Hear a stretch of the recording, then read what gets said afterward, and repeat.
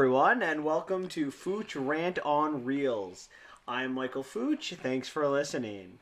Before we get started, I'd like to welcome back to the show for the third time, Xavier. Welcome back, Xavier.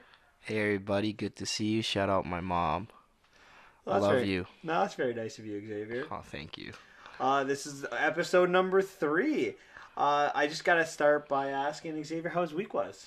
Oh, it's pretty good. Very busy as usual, but such is life. I'm excited to discuss some movies and relax a little bit. My week was I would call it an interesting week because nothing good came out this week. There was actually no official new releases, so Yeah, I don't know what's going on. it kind of made my weekend a little bit boring. And then my homework this weekend was to watch rewatch the three Transformers movies, which Woo! we'll get into in a bit on how I felt about having to do that. Transformers, robots in disguise. I'm not going to try to sing. I think my voice sounded really good, so It does. I think I'm in the wrong career right now. You could be. I do have an announcement to make though, Xavier. What's your announcement? I finally did it. What'd you do? I joined the 21st century. How? I got Instagram. Seriously? Yeah, I promised you guys last week that I would because I gotta start, I was gonna say tweeting, but I don't think that's the right word. Posting pictures of me when I go watch these movies so everyone can see what I'm watching, so they can get a little spoiler on what the show is gonna be about the next week. I'm so proud of you. You finally decided to join the sane people and go onto social media. It is the greatest thing that's happened to the society. I don't know if I go that far. I guess I'm a follower There's here. no bad things about social media. No. It is the greatest Not thing depression, social anxiety. No. That's their problem. Not ours. But if for any of you guys who want to follow me, it's at Michael Fooch. I think I did that right. Did I say that right? Yeah, that's how you said it. It's It'll very be at the funny. bottom of the screen for those of you who want to follow me. I'm not going to post anything good other than pretty much movie things, and then maybe when I travel, I'll put some pictures on that. You know what you should post? You should definitely post you trying to post a picture on Instagram. That's one of the greatest things. You just ever. witnessed me trying to post a picture Yeah, of and Instagram it was before here. hilarious. So I think you should post that. That'd be great. Well, someone had to take a picture of me Oh, trying I'm right here. I got a phone. We can definitely do that. Let's do it. After this, we're doing it. We're doing it? Okay, after this, you could show me, you could take a picture of me trying to post my next picture, which is still going to be It's going to be a video. You can post videos to, you know what, Oh, forget my that. We're not going to, See what I mean? we're not going to get into that. My next question, I guess, is relating to our last episode. We had no comments about our Christmas movies or which list everyone liked, but I had a lot of people talk to me about our list, whether it be at school, at home, at physio. Like, everyone's asking me. Everyone wanted to know why did I put things in certain places or whose list was better. Did you have a similar reaction? I had a similar reaction with my friends and coworkers and such. They all said my list was better. So Every single one of them. yes, I am not lying. Oh, I don't I'm believe you. telling At the least truth. I'll be honest. Look at me in the face. I am not lying. I'm not telling gonna. the bare truth. I don't believe you for a second. I'll be honest. I had people go both ways. I had my mother laugh at me or yell at me and scold me that I did not have "It's a Wonderful Life" at number 1. She's like, Yeah, how? because one of the movies isn't really a Christmas You know, movie. it's funny that you said that. So we posted on Instagram a video of Alexa answering that question. And Xavier, do you remember the results of what Alexa said? I think Alexa was like malfunctioning or something. Like it may have been her off day, so we're not quite sure. But We were talking about this, and I posted or showed Xavier an article that only about 25% of people think Die Hard's a Christmas movie, which I found interesting. But as you read the article, what I found even more interesting is that of those 25%, the majority of them are people between the ages of 30 and 45. 75% of people that age group that was polled said it was. So I guess that makes sense. That's someone who's 33 and someone who's under 30 have a different perspective. And the people Yeah. that I asked, the people that were in my age gap, were like, "Yeah, it's a Christmas movie," and the people that were younger, older, were like, "No, it's not." That's that's great. Maybe why is that? Why would that be? I'd like to hear the study behind I that. would. Like that I 75%. found it interesting only because I found that article I think on maybe Tuesday or Wednesday, and I'd already talked to a bunch of people, and it was one of those things where they were like no or yes, and I'm very curious. I wonder why. If you have any ideas yourselves, post a comment on why you think it is. We actually want a full-on discussion, so I want like graphs, focus groups, the whole works. We have to get all of Yeah, this. We really need to know maybe this. we should do that. Maybe we should have like have a couple people on and kind of discuss it. Maybe like 6 or 7 people, and have like an idea of maybe half the people that are think it is a Christmas movie, and half the people that don't think it's a We Christmas can have movie. one great debate, and this will settle it for all. Yeah, you have to listen to us because we have like a doctorate in Christmas movies. Yeah, and we our say is final. Yeah. After that, there's no denying it. Okay. Uh, any thing come out over the week that you found very interesting? Yeah, it's a big trailer, possibly the biggest trailer that we've ever had so far. What trailer? You don't want to watch trailers, so what trailer are you talking about? We got the brand new Avengers Infinity War trailer, but it's not called Avengers Infinity War. Yes, they announced the name of the new movie. I heard, not through watching the trailer, but through a bunch of people who were like, "Did you watch the trailer? Did you watch the trailer?" For the 18,000th time, no, I did not watch the new Avengers trailer. That's called. Well, I definitely watched the trailer. So what ended up happening was that day, the Friday, I come into work at 8 a.m. Around 8:30, I get a message on Facebook from one of my buddies. He's like, "Did you see this yet?" And I'm like, "Oh no, it's the Avengers Infinity War trailer." I got super hyped. I immediately asked to go to the bathroom because I had to go watch this trailer. Like, I could not wait. Are you telling me that you went to the washroom to start work just to watch a movie trailer? Yes. I had to see it. I had to know what was going to happen. You know, I'm very curious But- after. No, honest question, because this is my argument about movie trailers. If the trailer didn't come out, if they did not release a trailer to Endgame, would you still go watch it? I'm still going to watch it no matter what. Exactly. Would you not be more excited if you literally knew nothing? Would that excite you more about this movie? If you had no idea.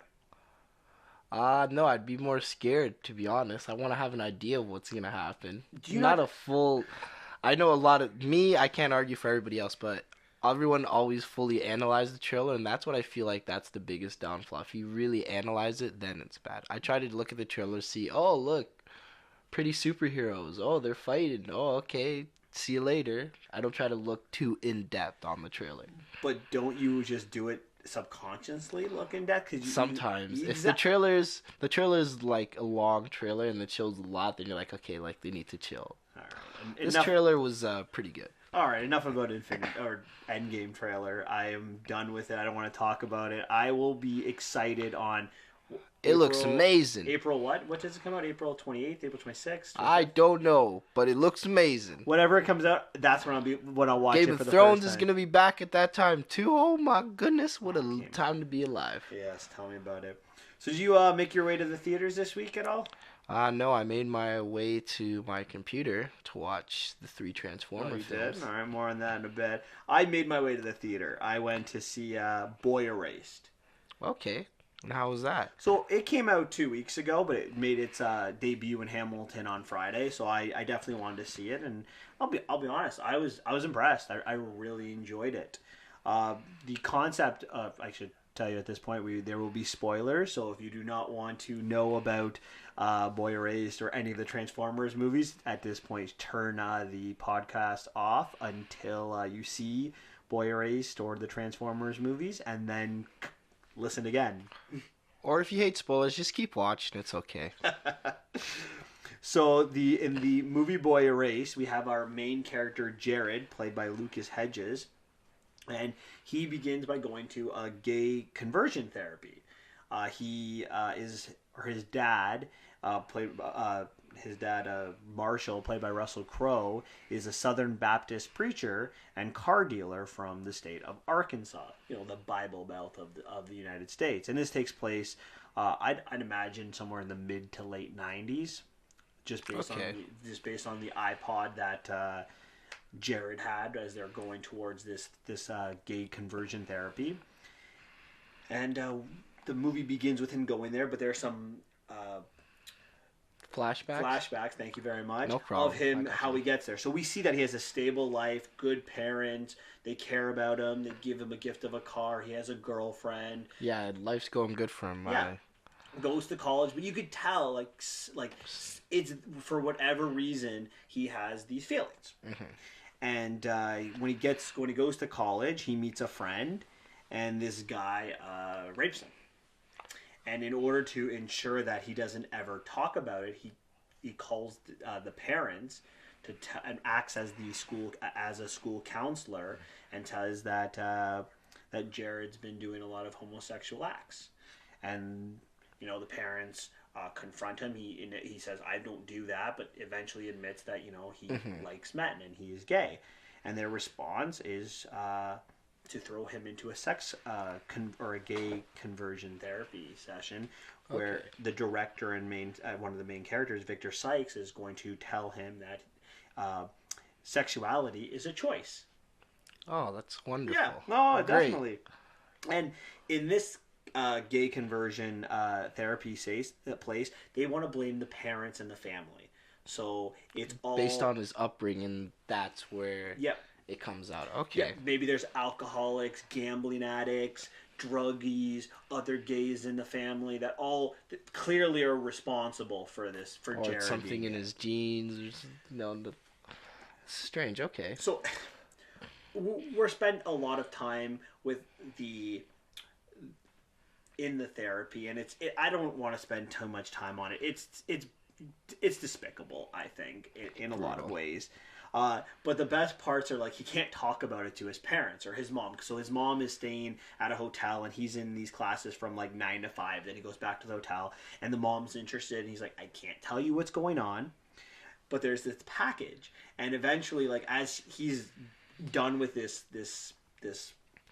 therapy, shows his mom and is like, "Listen, look, read them. They're full of these spelling mistakes." So we see mom reading the package, and there's, instead of God, it's dog. Just to show you how, like, not legit this is at all, and how it's just crazy people that run these kind of therapies. So eventually, mom finally gets, like, her act together and stands up for him, pulls him out of this place, says that not only should Victor be ashamed for having this therapy place, but I should be ashamed for sending them there. And then she starts to accept Jared. And then it kind of goes back to 4 years later. He moves to New York. Makes sense. He's got a boyfriend. Yeah. He's now a writer and starts writing about what gay therapy is all about. That. Okay. And then so he exposes them. The end of the movie is like dad is kind of gets on board. That's kind of how we leave it. And it's based on a true story. Yeah, that's what I was just about to say. I'm like, yeah, it's based on a true story, loosely based, but it's also what's it called? What I was gonna say is, yeah, there's a memoir that's based on the same name. That's what it's based on. Yeah, like I said, I really liked it, and what really interests me about it is how parents could actually do this to their children. Do you know that 23 states in the United States allow young children, like under 18, to go to these kind of camps where a lot of them get abused? Yeah, it's actually sinking in. I just like, it's not I don't know. I don't know what to say to that. It's just speechless. Like, what? I don't know. Like, I think a movie like this does a really good job opening people's eyes to this kind of situation, and maybe hopefully some parents can watch this movie and understand that if their child does come out to them, that it is not a choice, and who cares who they want to love. Yeah, honestly, live your life, do what you want. Yeah, it's America, baby. Well, I went to go see this with my girlfriend, and I just ranted to her about, like, parents like that would do this. I'm not a big fan of. I love horror movies, but I don't think actual traditional horror movies are scary. What I would define as a scary horror movie is a movie like this, because it's, to me, it's horrible that parents do this to their children. A parent job is to protect their children from things like this. Yeah, to be a good example and shining light, a beacon of hope. So I really like good, nice, informative movie that this was, and I would definitely give it an 8.5 out of 10. Ooh. And I would definitely recommend watching it for I have parents. to watch it now. Yeah, I think you should. I think everyone should. It's just a really good movie, and yeah, that's really all I have to say about that. Do you have any questions or anything you want to say? I know you haven't seen it, so... I was just gonna ask, was this in the Toronto Film Festival? Or? It was in the Toronto Film Festival. Oh. I didn't... I tend to go to the Toronto Film Festival every year. This wasn't one on my radar. I wish it was. I would have loved to have gone see it Yeah, it looked there. really good. What did we see in the Toronto Film Festival again? What did we see this year? We've seen That so one. many. What do we see? That one with the girls that had the... Oh, the Assassination Nation. That's what it was That called. I was- was trying to remember that for the longest time. So then... I'm sorry. I go to see so many. The years kind of like go into each other. Like seen so many. And we met the director, and it was a wonderful time. We sat front row. Yeah, it was a lot of fun. If you ever have the opportunity, make sure you check out the Toronto International Film Festival. You get gems sometimes like Boy Erased. Or you get crap like Assassination Nation. Yeah. Well, no comment on that. All right. Enough about Boy Erased. Let's get on to what everyone came to listen to us for. We are going to go vegetables. We are going to go to the vault. We're going to try to do this the second week of every month. Go into the vault and kind of do a thorough review of a famous movie or just a classic movie in general. Transformers. This week, you guys are in for something real special. We are not going to go to the vault for one movie or two movies, but we are going to go to the vault for 3 movies. All 3 the Shia LaBeouf Transformer movie trilogy. The first one, Revenge of the Fall. Shia and then Dark LaBeouf, of the greatest Moon. actor alive. Is that what you really think? No. Is Megan Fox the greatest actress alive? Not even close. I have words to... Let's just get... All right, we're going to start with talking about the first one, the 2007 Transformers movies. And before we begin, I just want to share a story about this, if it's okay with you. Okay. So I saw the first Transformers movie in the midnight showing that it came out. And I remember going to see this movie, and midnight started, and I remember when Blackout first transformed the helicopter, as we'll talk about in a minute, and I was on the edge of my seat. And when the movie ended 2.5 hours later, I just remember sitting there for I think it was about 2 minutes. My buddy Adam Slahany was there, and we were just sitting there, and he's like, "What are you waiting for?" I'm like, I loved what I just saw. And then I kid you not, at 7 p.m. the next day, so on the Friday now, so we're talking less than 24 hours later, my buddy Peter and Haroon, Peter is a big, huge Transformers guy, wanted to see it, never really Who's went not to a the big, movies. huge Transformers guy? That's question. also true. That's true. But he was a big one. He had every Transformers. We used to go to his house in elementary school and play with his Transformers. It was amazing. So he really wanted to see this movie. So at 7 o'clock we went to go see it, and 2.5 hours later, I was sitting there for about 2 minutes, and I was like, "This isn't the same movie I saw yesterday."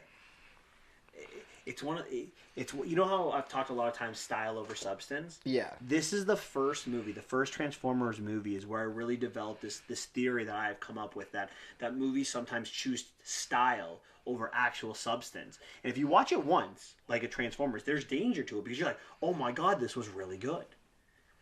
And then you actually, when you watch it the second time or the third time, you really see the flaws and the holes in a movie. And not to criticize you too much, but I remember you were a big fan of the first movie the first time you saw it. And then I remember just telling you what we're going to talk about today. And you're like, "I ruined this movie for you." Yeah. And then it was I realized that your theory really rang true into the second one. I was like, yeah, the second one's amazing. And then I watched this. The second time I watched it, I couldn't even finish it.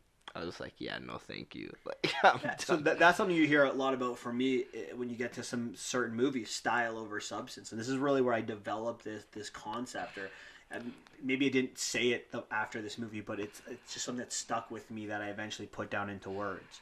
So let's get into nitty gritty details of this movie. So the movie starts with a prologue, and we don't need to talk too much about it. But I want to start talking about the buying of Bumblebee. Yeah. So Shia LaBeouf, if he got all A's and a certain amount of money, his dad was going to buy him a car. The joke that he was going to get a Porsche, and that didn't end up happening, which makes Mini sense. Easter egg alert. The Jazz was a Porsche, so that's why they put that in. Oh yeah, that's the reason. So he eventually goes to this used car lot that's run by Bernie Mac. Rest in peace. Very good. And he wants an extra $1,000 for this car. Then Sam, Shia LaBeouf's character, Sam Witwicky, I'll always be referring to him as Sam Witwicky from this point forward. His dad doesn't want to pay that. So Bumblebee needs to make sure that Sam purchases this car. So he proceeds to break all of the glass of every car in this used car lot. What were your thoughts on that? Kind of strange, because that's a man's business, and he's struggling to make ends meet. Well, and they get rid of all his service. Well, I'm actually more concerned with this idea that Bernie Mac just agrees $4,000 as soon as that happens. Can you explain to me why? I mean, this might be nitpicking on a movie, but when we get into some of the bigger issues, the small things come more into play. So either I look at this, and either he thinks that the car did it, and then why would the Witwickies want to buy this car? or he thinks that he's selling this car because he needs the money to replace all of the glass that the car broke. Now, my question is, does he have insurance? Isn't he curious to know why all of these glass broke, but nowhere else? It's not like there was an earthquake where glass broke everywhere else. Isn't there a curiosity? It's a funny sequence, but to me, it's unnecessary. That's very true.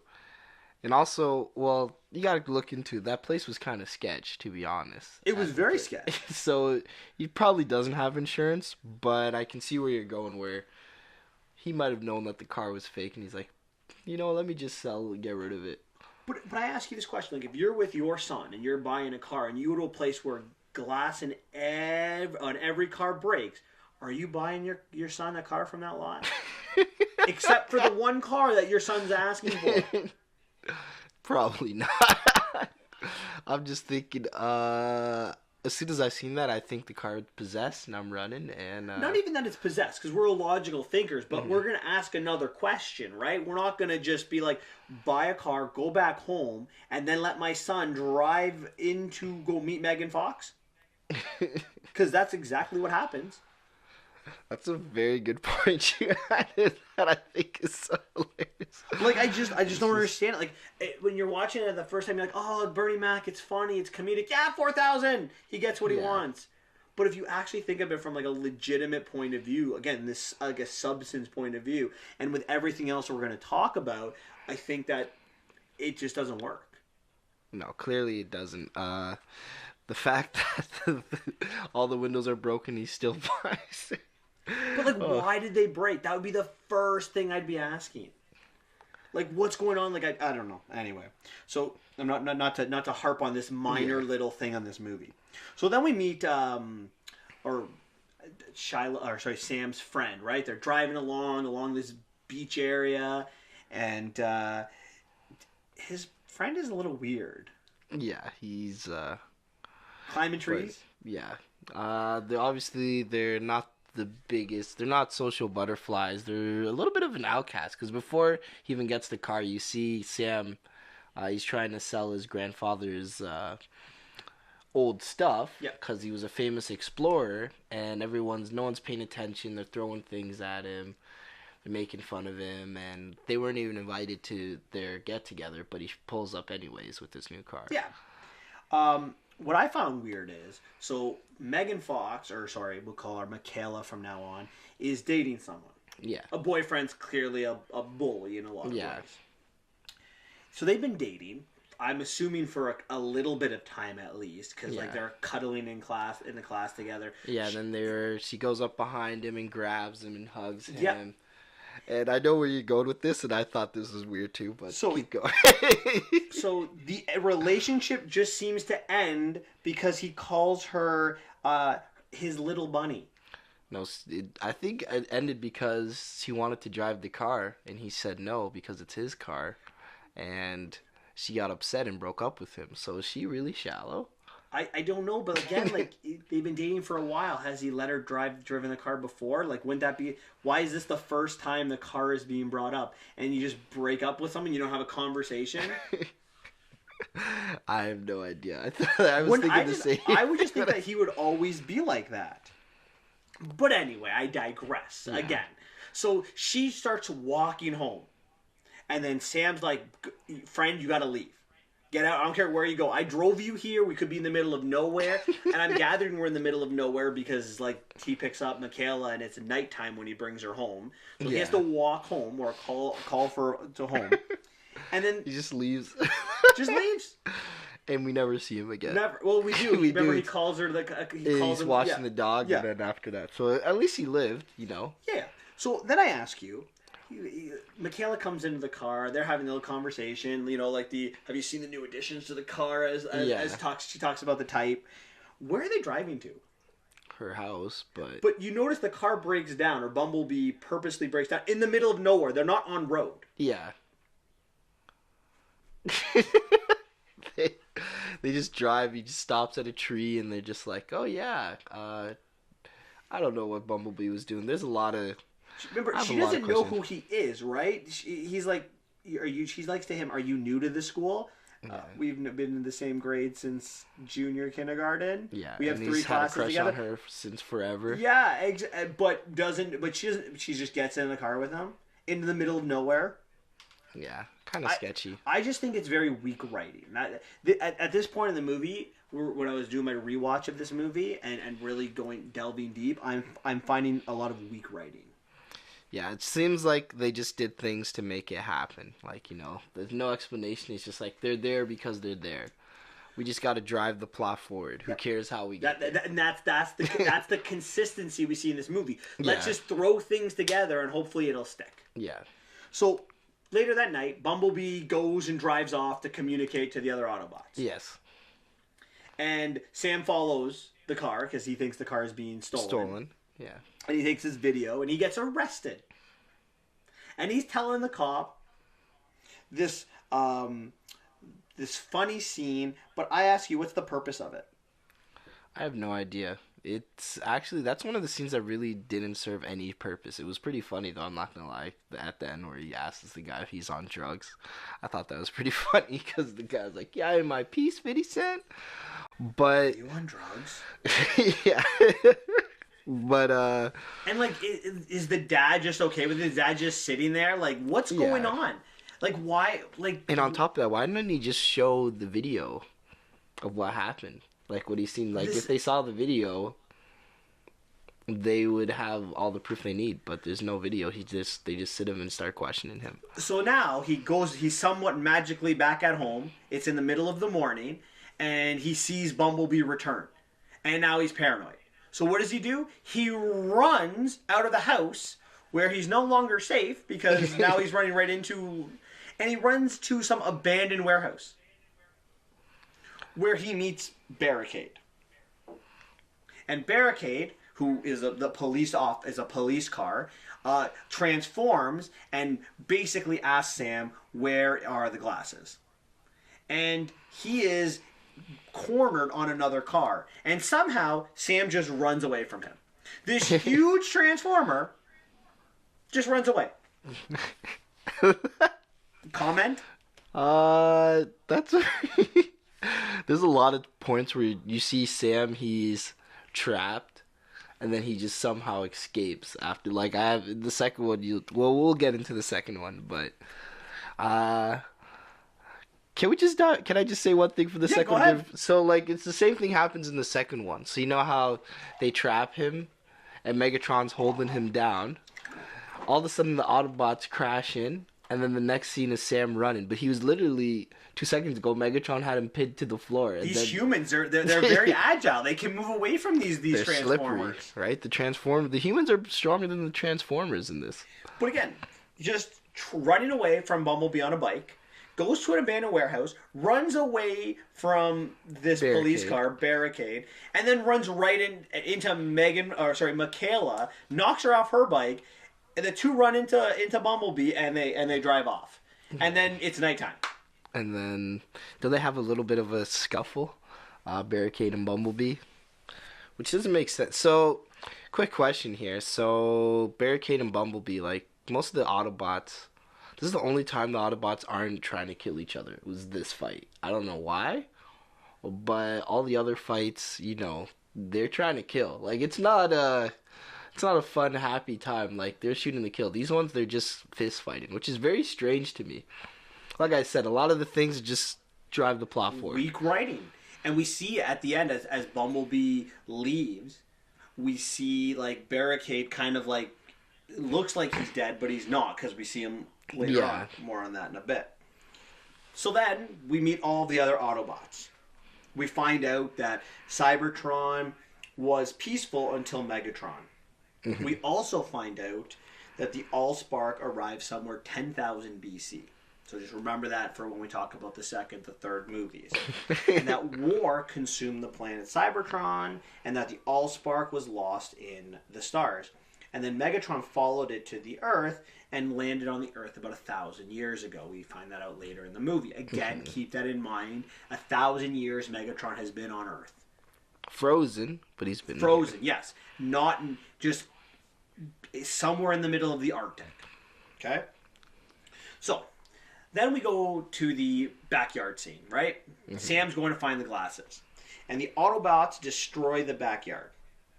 Funny scene. But I think it's useless.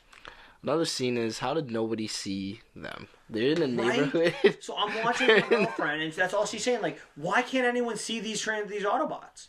And that's all I'm saying. I'm like, I know it's the middle of the night, but they're making a racket. The power goes out. They're and it just makes them seem so stupid because they don't listen. They break things. They're klutzes. They're supposed to be militant men, right? Like, well, not militant men, but like military-driven vehicles, and they're computer super organisms, right? It's weird that they don't have any brains. They're supposed to be intelligent, right? They're supposed to be strategic. Optimus, at least Optimus is supposed to be somewhat strategic. I mean, they can hack into the Air Force One in less than 10 seconds, but apparently being quiet is not their forte. Like, and then they leave, but they come back 2 seconds later. Optimus is like, let's roll out, but 2 seconds later, they're right back. It's poorly cut. And then Sector 7 shows up. And where are the Autobots? They have actually left now. The time when they're actually needed to be there here to help the Wickies, they're gone. Yeah, Bumblebee gets captured, and he's just like, no. It's funny how his motive changed. Like, this is the only time Optimus is like, you know what, we're not going to attack the humans. After that, he changes his tune a little bit. Right? 100%.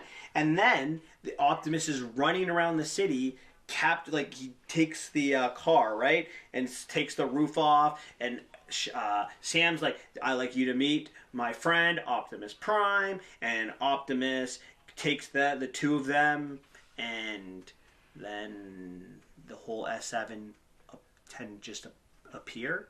Yeah. And where are the rest of the Autobots? They're just like, Optimus. See you later. But this is a problem with all the Transformers movies, 1 right to 5. It's they don't know how to deal with the Autobots or the Decepticons that are off screen. Like, it seems a lot of the times it's based mainly on whatever the main human it's on, and Optimus and Bumblebee. Yeah, so like Optimus is right there, but Bumblebee and the rest of the Autobots, they're somewhere else that are like 10 minutes behind, even though they all left at the same time. Yeah, they're always behind each other. They're never together. They always split up, you find. And It's usually just Optimus and Sam that are always split up together. Yep. So Optimus drops them from the bridge. Bumblebee now just miraculously comes to save them, but all the other Autobots are still nowhere to be seen. And Optimus allows Bumblebee and the two humans to be captured because he's got his glasses, so he's good. So my question comes: why not have them drive away to begin with? Because the director and the writer knew they needed Michaela and Sam to be captured, and they needed Bumblebee to be captured. So this is how we're going to do it. Instead of creating a story that starts and ends, they kind of had gaps of what they wanted to do. It almost like they had their ending and they worked backwards to kind of get to the ending. Instead of writing from beginning and getting to an end, they said, you know what? This is how we want to end the movie. This is what we want our climax to be. This is what we want our rising action to be. This is how we want to start. Now we have to fill in the gaps. But now because you have to do that, it takes away from your story. Yeah, they didn't build the story. Clearly, they didn't really think too much about what they want to do for the story. Lots of questions to add. You haven't even talked about the military part with I have Lennox and Epps and the whole squad. Oh, absolutely. I'll leave some of those questions for you. Then they arrive at Hoover, the Hoover Dam, right? This is where they all spark in Megatron. Yes. So the couple things idea. I want to say about this arrival. Now we see Simmons playing nice, right? So Simmons is played by John Turturro, and he is kind of like not the leader of Sector 7, but a high up person member in it. So he's initially like talking down to these kids, like, "Oh, I'm better than you," and now I know everything. I know, and now for some reason, criminals. You're criminals. Criminals are hot, right? That's so creepy. That's such a creepy line. I know. And then we find out Sector 7 actually knows nothing, right? They're trying to explain what they know, and then Sam's like, actually, it's not MBE1, it's Megatron. And he's telling the story. And they correct him, like, no, we're sticking with MBE1. That's what we're going to stick with. It's like you don't want to understand, like you're supposed to be the government. You're supposed to understand that, oh, look, they've made contact. They know something. They can help. Nope, not at all. No, they're just like, we got to shut these guys up. So we don't want this information getting out. I've skipped over a lot of the military. Is there anything in the military you want to talk about? Anything with Lennox or Epps up until this point that you want to talk about? Or the government with the Secretary of State or Maggie or Glenn? Is there anything you want to talk about with them? A lot of my notes don't deal with that. Honestly, those scenes, the way I feel like a lot of the scenes, the way they're kind of brought up is just not, I don't know. It's hard for me to believe that the Autobots are able to, not Autobots, Decepticons are able to like lose and get damage from these guys, right? They're capable of traveling through space.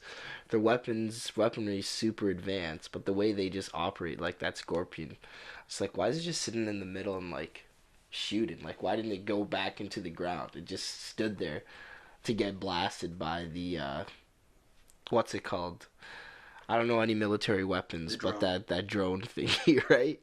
It's like I hate these movies where the bad guys forget their powers and they just decide to stand still for no reason. It's like the Fantastic Four movie where... But it's one of those things where, like, don't have the Scorpion there. Or have the Scorpion not follow them. Have them get to the city, call for backup, and then have the Scorpion attack at that moment. Mm-hmm. Because then, when they're shooting the drone, it makes more sense that they can find, they don't like because the Scorpion didn't die, right? Yeah. He just left that little piece so they can realize because it's all about the humans, this movie, guys. The first Transformer movies is not about the Transformers, it's about the humans. Yeah, which is really awesome, when you make a movie about Transformers, everybody cares about the humans and not the Transformers. That's exactly. Like, the first scene we see the Decepticons with Blackout, he destroys a military base. Single-handedly. Yeah, no problem. And no issues. And they had the same weapons. Keep in mind, they used the same weapons at that military base on him versus later on in the scenes when they're fighting them. And now it works. because we have to allow them now to be defeated, right? We want to build them up, but we want to defeat them easily. Yeah. Because there's so many of them. It's not like it's just one. See, it's one of those things where if it was just one Transformer, then you can use your weapons eventually to come together with the Autobots. But there are, I believe, six Decepticons in this movie that we deal with. What did you think of the government aspect? The John Voight's character, the Secretary of Defense, and then Rachel Taylor's Maggie, the encryptor, and the hacker Anthony Anderson's Glenn. Yeah, honestly, I feel I don't know. That line just felt ridiculous to me. Like the whole let's like, oh, we got hacked by something we don't know. Let's get these random people that are the best of the best, and let's have them do our job for us. I'm like, don't they have like regular people in the government to do that job? Like, I don't know. Maybe they are. I don't know if those are people that do that. But it seems like at least Maggie's character is a little bit more shady because she's friends with Glenn, who's like the best hacker in the world, or at least that she thinks the person that trained her into be a hacker. Mm-hmm. And then she suggests to the Secretary of Defense that this can't be the Chinese or the North Koreans or the Russians. Which, sorry, I'm gonna be on her side on this. Yeah, you feel like that the people in charge should be somewhat capable of understanding when things go bad, that it might not be the Chinese or the Russians. Yeah, I feel like it's just typical military movie. Whenever something bad happens, it's the Chinese, Russians, or North Korea. Well, like, what's the point of having the smart people there if you don't listen to them? Like, they're telling you that it's not them, and they're like, "Oh, give me actual evidence." And you're like, "Did you not see the attack on Air Force One?" Right? Absolutely, they were able to do that so quickly. I don't know. So I didn't particularly like that, them not listening to Maggie specifically. But again, they want everybody to. They have to find a reason to get everyone to Hoover Dam, right? Together, That's the problem. Everyone needs to get there. And then let's not to mention she commits one of the most treasonous acts ever and does not go to jail. Oh, maybe that's why she's not in the second movie. I don't know, but she shouldn't. Like, she was right though, right? Like at the end of the day, like that's the thing. She's right. Mm-hmm. So I don't know. But anyway, so we get to Hoover Dam, and then now they all know Megatron's there. They all know the Allspark's there. So Starscream starts to kill the power so Megatron can now reawaken. Mm-hmm. So the leader of Sector 7 is a guy named Tom. And Tom is the guy who lets John Voight, the Secretary of Defense, in on what's going on. And he brings everyone to Sector 7. He's the one introducing. And as soon as Starscream breaks or hits the Hoover Dam, he disappears. He goes bye-bye. And now Simmons seems to take charge. But I just want to know what happens to Tom. Well, clearly what happened was when the lights fell off, he fell down the stairs, cracked his head, and passed out and died. So that's what happened to him. It was it wasn't seen in the movies, but the writers left it to our imagination to figure out what happened to Tom. They wanted us to deal with Simmons, I guess. Yeah, I think they felt Simmons was more funny of a character, but why introduce Tom and just not make Simmons the main character? I mean, not the main character, the boss, the leader. I don't understand. I just don't get it. Again, there's so many plot holes, and that second time I watched it. Yeah, I don't necessarily know if I noticed some of the little things that we talked about because I firmly believe when you have a bad movie, the little things are more amplified, right? Yeah. We're gonna get into the big things now. I think we're at the end of the movie now. This to me is the first big thing. You have a character who's important who disappears. In the climax to the rising action or falling action of the movie. So then we have a plan that kind of comes together. Bumblebee is going to take the Allspark and the military and into a city right near the Hoover Dam. Was it Chicago or is that? No, that's the third movie. This is in Nevada. So they're all a blur. I don't remember the name of this city, but it's a city that's just outside of the Hoover Dam, not Vegas though. And the Autobots are on their way there too. And on this highway, we see Bone Crusher, who is this kind of like army truck, I guess. And But he has like a cloth. yeah, thing at the it's same a time. garbage truck. I don't know exactly Yeah, what he he's is. a garbage and truck. Barricade, the cop car, chasing the Autobots. Mm-hmm. So Optimus is like, you guys go forward, I got this. Yeah. And in the only real Autobot attack in this movie, Optimus kills Bone Crusher. But what happens to Barricade? What happens to the police car? Who knows? I remember he pops up again in the Nope. fifth movie. Oh, in the fifth movie. He's back. Yeah, he's just So it's like, he's like- in the middle of this important action sequence where they're all trying to get the Allspark, Barricade's like, you know what? See I'm you guys done. later." See you guys later. Optimus is here. I don't want to fight anymore. And it just disappears. Yeah, I think Megatron would have killed him for treason for that, but But apparently not, because what do we know? I remember, yeah, when it was funny because I'm like, oh, Barricade's back. He was in like the third or he was either in the fourth or fifth movie. I forget what movie he comes back in. I think it's the fifth. I think it's the fourth, actually. I Yeah. think it's Mark Wahlberg's first one.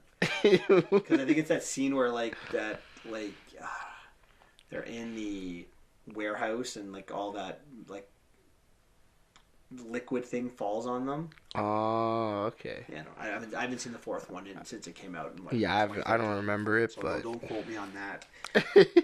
But so we get to the final sequence, the last like 40 minutes of the movie, Mm-hmm. and it starts with like them waiting for the air support, and Yeah. they think it's Starscream, or sorry, they think it's the air support, but it's actually Starscream. yeah. And Starscream kind of launches his missiles at Ironhide and Bumblebee, and Bumblebee ends up losing his legs. Yeah.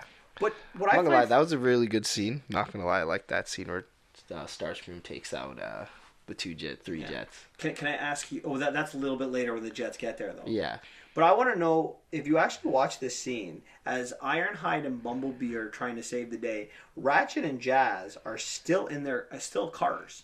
I remember seeing that. But again, this is my whole point with these movies, right? They only show the Transformers when they're in action. Otherwise, they're like, we don't really need them. We'll just keep them on the sideline. Yeah, on the It's like- sideline as in It's cars. like everything's in pause except for what's going on.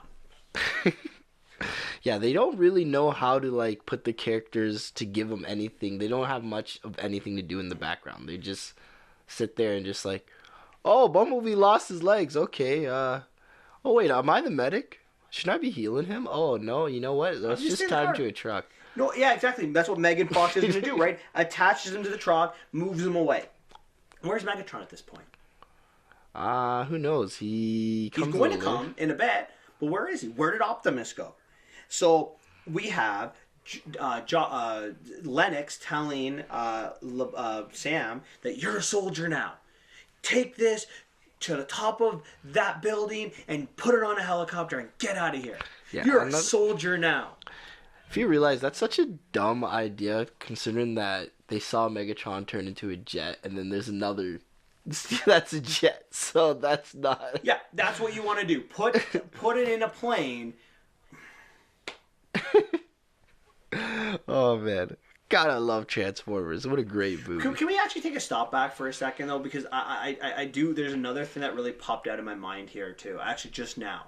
So Megatron's been frozen for 1,000 years, right? Mm-hmm. And he freezes as he's coming to Earth Yeah. for the first time. Mm-hmm. How does he know what a human is? I have no idea. You could have used eBay. Who knows? He literally just wakes up. Literally. How does he know what a human is? How does he know what planet he's on? How does he know anything about this planet?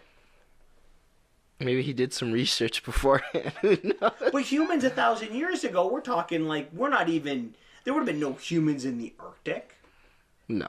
Oh, I know. Yeah. We wouldn't have even had like this is like medieval times. Like there would have been no like I don't know. So anyway, so you're a soldier now. He's got to go do his thing. So you want to know my biggest problem with the first Transformers movie? What is it? The fact that the Autobots are absolutely useless. Oh, I think that's going to be a problem with every movie. This is the worst, though. This is the absolute worst. If we're looking at a kill count, it's technically 2-2 for the humans and the Autobots.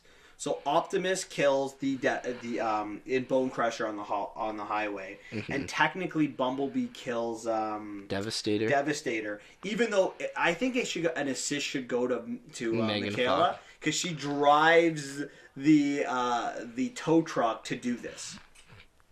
True enough. But the whatchamacallit, Lennox drives a motorcycle, jumps off the motorcycle, and as he's kind of going down, he's shooting Blackout. And I just have one word to say to that. Really? Yeah. That they're just trying to make it cool. And Blackout, he doesn't die in that movie though. Who? Blackout? Yeah, he dies right there. No, he lives. How'd he live? Because he's in the second movie. No, he's not. Yeah, he is. Optimus kills him in the second movie, rips his head off. Are you sure? But I don't know. I'm 100% sure. I'm pretty sure that Lennox kills the helicopter right then and there. No. Oh, We'll see. I might have to rewatch this because I don't know if I want to. And then, of course, it is Sam Witwicky that kills Megatron. And I want to just the classic. Let's overpower. Let's power him with more power. And let's get this under wraps here. That other than the Bone Crusher sequence and Bumblebee, that the Autobots don't get offensive blows in against these Decepticons. Yeah, one gets killed like quite easily. Yeah, Jazz literally gets 2 seconds, gets ripped apart by Megatron. Yeah. 2 seconds. And when Optimus fights Megatron, he has like no offensive blows. He really gets messed up. Maybe it's because he was trying to defend Sam and he was scared, but like he could not fight Megatron at all. But even Sam, right? When he enters that building to run to the top, Megatron enters as he enters, right? Yeah. Yet somehow Sam is able to get go to all the the way to the top. top before Megatron even gets there. Yeah, I don't know how that happens. He could just punch a bit, you know, or like turn into a plane and then just crash through the window because he doesn't care about property damage. I don't know. I just think that entire sequence is cut very, very horribly. It's poorly cut. Characters disappear. Characters aren't used properly. That's what I really have to say to it. Yeah, I can't. I used to love this movie. Well, back when I was 15, but it was ruined for me by not just you, but everybody just watching countless reviews on it. And I'm just like, oh. I loved it at the time, but now I can see what all the reasons why it has holes. Plus, not to mention all the product placement and the way it just looks. It just seems like one huge commercial. It really does. You know, and then in the end, like Bumblebee can talk again, which is great for him. Can I just say how I hate... And that's going to stay. Can I say how I hate they revolve the movies around Bumblebee? Like, he's just the worst. I don't like him. He's annoying. Yeah. And that might be unpopular, and I get that. But if you really watch all 5 movies in a row, tell me if you don't think Bumblebee's annoying. If you've only seen the movie once, you have nothing. I'll give it to you. The first time I watched it, I loved Bumblebee too, and then I watched it again, and I just spent the weekend watching all 3 of them. And I'm telling you, he's the worst. He's not the worst, but he's up there. Yeah, all of the Autobots are horrible. Other than Optimus, they don't do justice to what the Autobots are capable of. Yeah, I don't think they do justice to what any of the Transformers are capable of. But I feel like, I think we see this again in 2 and 3. I thought they did justice to Starscream in his character, how he's like sneaky, how he's like a little bit of a coward. I love how Megatron pushes him around. Yeah. To me, that's proper. They did start out of all the Transformers. I think Starscream was done the best. But even in general, like in the first movie, it's not hard to mess up the Decepticons. Yeah. They just want to destroy. They want to destroy, and they want to get Megatron back, and that's what they're working for. Mm-hmm. It's been 1,000 years looking for him. They finally found him because of an eBay page. Yeah. And it's funny that they're trying to hack into certain oh my goodness, I can't internet pages because I can't think right now. My apologies. No worries. And they just still couldn't find him until they found that page. Well, they were led there by not the glasses, but just by following where they were taking Sam and everything like that, right? So, in a way, Section 7 really screwed themselves and led the Decepticons over there. Absolutely. Hold on one second. Oh. Spider. All right. Anything else you want to say about the first movie? No, I think that's a bit of everything. We're all just staring at it. Nothing Yeah, else? No no, comments? no, All right, that's let's go on to okay. Revenge of the Fallen. So this is released 2 years later. Mhm. So when the movie now the first one, I like I said, my experience in 24 hours, the movie went from like one of the best movies I've ever seen to it was Horse crap. Like, oh wait, well, by the way, what would you give the first movie if you had to rate it out of 10? I give it a 4. That's exactly what I would give it. I give it a 4 out of 10. But if you would ask me after the first night, I would have probably said a 9, maybe even a 9.5. Ooh. In less than 24 hours, it dropped that much. And now that I've seen it a bunch of times now. I stick with that statement. All right. So the second movie, the prologue is we start with 17,000 BC, and we are told that the worlds between the Transformers and the humans, they've met before. Whoa, that's crazy. Now, to me, and I don't know, can't tell you exactly how I felt 9 years ago, but today when I was watching it, I thought the premise was ridiculous. Why is that? Just because of the continuity aspect to it, which we're going to see more and more. But now Yeah. I'm also been spoiled. I know where the story goes with this. Mm-hmm. So I want to start talking about something where I think is very weak writing. And I want to start talking about Sam and Michaela. Okay. So Sam and Michaela, the first movie, they get together. That was the whole point of the first movie, Yeah. bringing them together. So that to me, let's evolve their characters. But what Michael Bay and the writers choose to do is they choose to have them have a complicated relationship, the same kind of relationship we saw in the first movie. So do you know what Michaela's first words in this movie are? Do you I'm remember? breaking up with you. Yep, I'm breaking up with you. That's how the movie starts. For their relationship. We now know, as an audience, we should know as an audience, that where they're going to go with this is there's going to be a struggle to keep them together. Yeah. They're going to have ups and downs in this. And the funny thing is, like, the way they kind of make this struggle is through Shia LaBeouf being unable to say "I love you" to her. Yes. Which is weird because in the first movie he was obsessed with her. Yep. So how could he not? Now all of a sudden he's not in love with her. Yep. Like, what's going on here? Character change. And this is a fundamental problem that sequels have. They change characters because they want to do something a little bit different. Mm-hmm. Now, I understand that you want to keep Michaela in this. She was an all right character. She helped push the plot in the first one. She's probably very likable by fans. So you want to find a role for her. Well, this is when Megan Fox was really big, right? Transformers put her on the map, but I didn't realize how bad of an actress she was. Like, absolutely. But I'm just even saying, like even like fans were. Let's not be honest. Let's not lie. These movies make money. Like, it's not like they're just because they're not good. They still make tons of money. Yeah. So people like the character. Fine. You want to find a role for her, but it's very weak to have this kind of thing. It's cheap writing. That story is over. Now let's develop these characters. Mm-hmm. So anyway, the movie begins in Shanghai, and we meet Nest. Now, Nest are the Autobots working with the armies. Working together. And they're to hunt Decepticons. hunting Decepticons.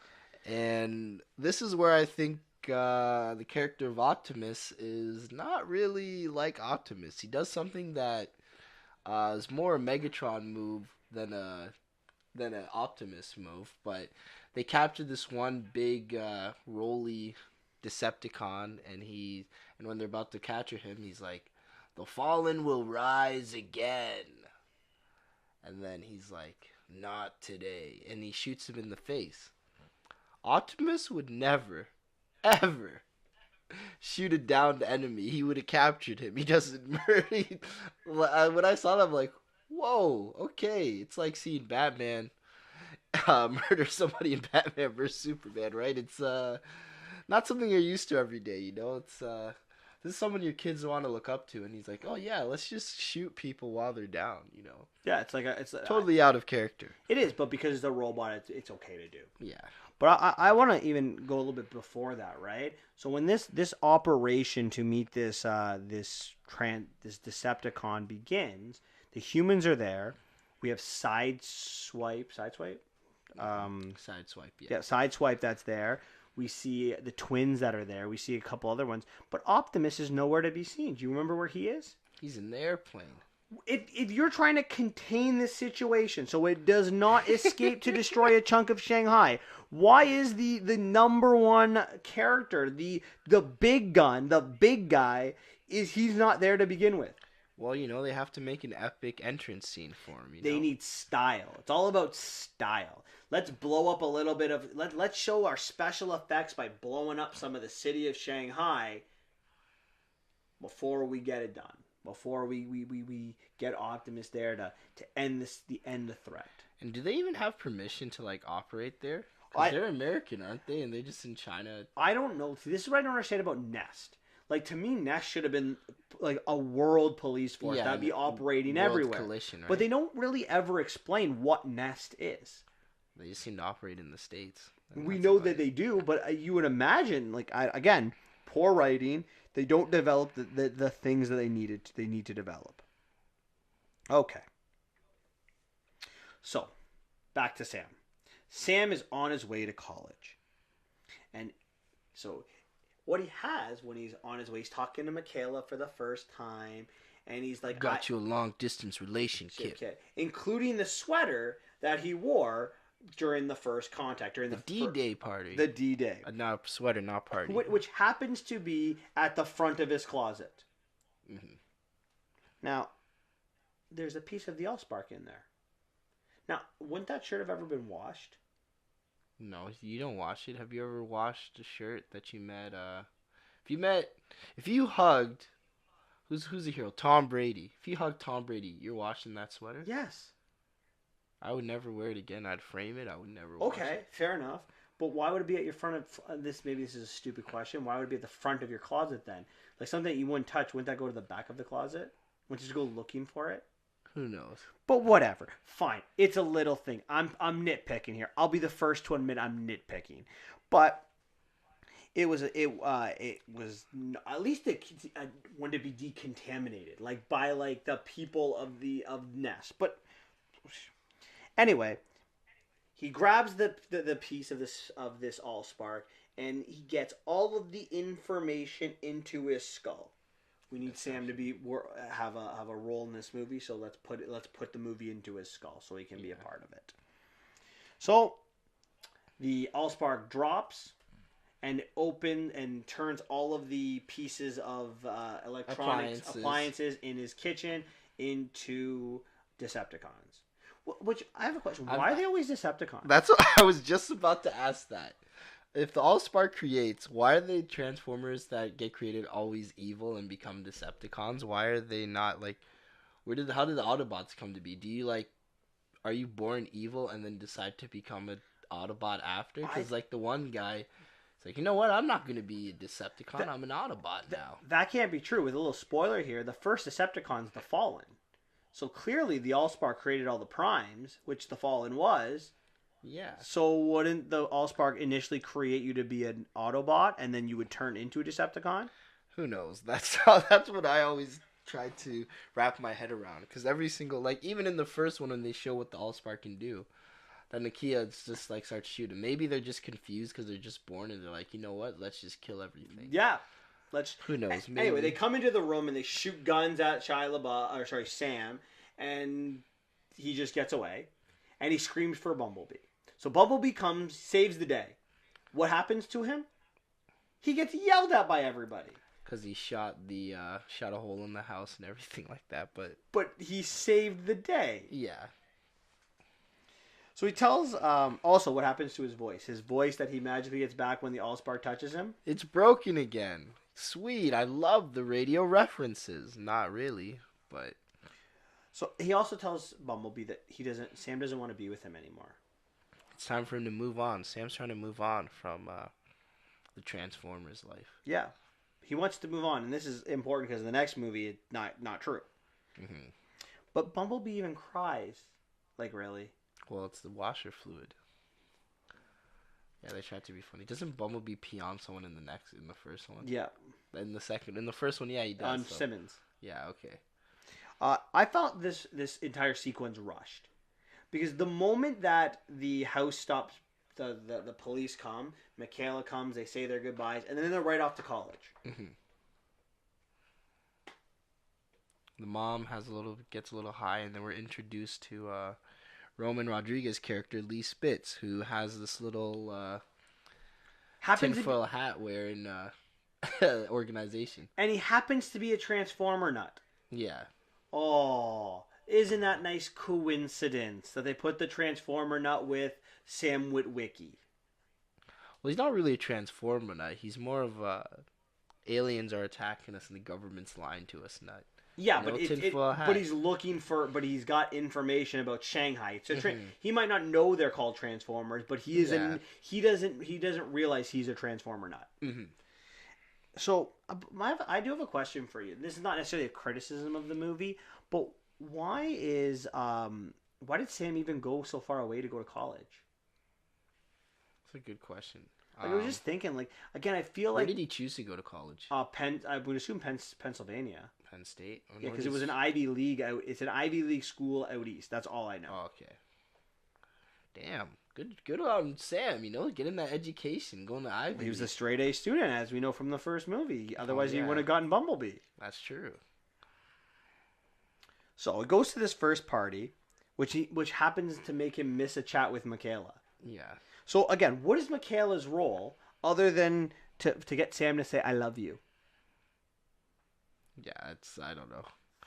But I'm not going to lie, some of my favorite scenes in this movie is when he starts tripping out and writing down the things like yeah. Just start tripping out like that. So he goes to this party, and Alice, this girl, starts to seduce him. And as she's seducing him, Bumblebee shows up. We need to talk. Like in the Bumblebee's thing. Black and yellow right now, right? Yeah. Yeah, he's the new Camaro. Yeah. The new colors. So Bumblebee calls him over. So he comes down, and Alice just gets in the car with him. She's like, I love Camaros. It seems like he's okay with this cheating element, but he's in love with I just don't know what's going on. The quick question is, we know what Alice really is. He's like a human Decepticon. Which, again, but how does Bumblebee not sense that? Okay, that's a good thing. But what do you think of a human being a Decepticon? Like an actual human being? Yeah, it's weird. That's cheesy and stupid. They're robots in disguise. They're not humans.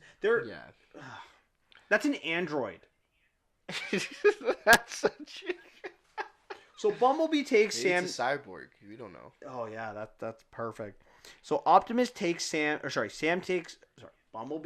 to go see Optimus, and Optimus goes to Sam. He's like, "I need you to be an ambassador for us.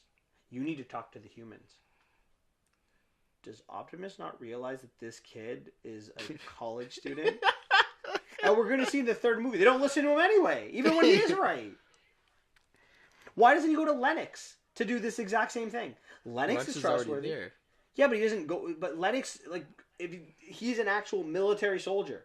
If the government's going to listen to any one of those two, who would they listen to? Some random college kid who's probably like 18, 19, or a high up guy in the army?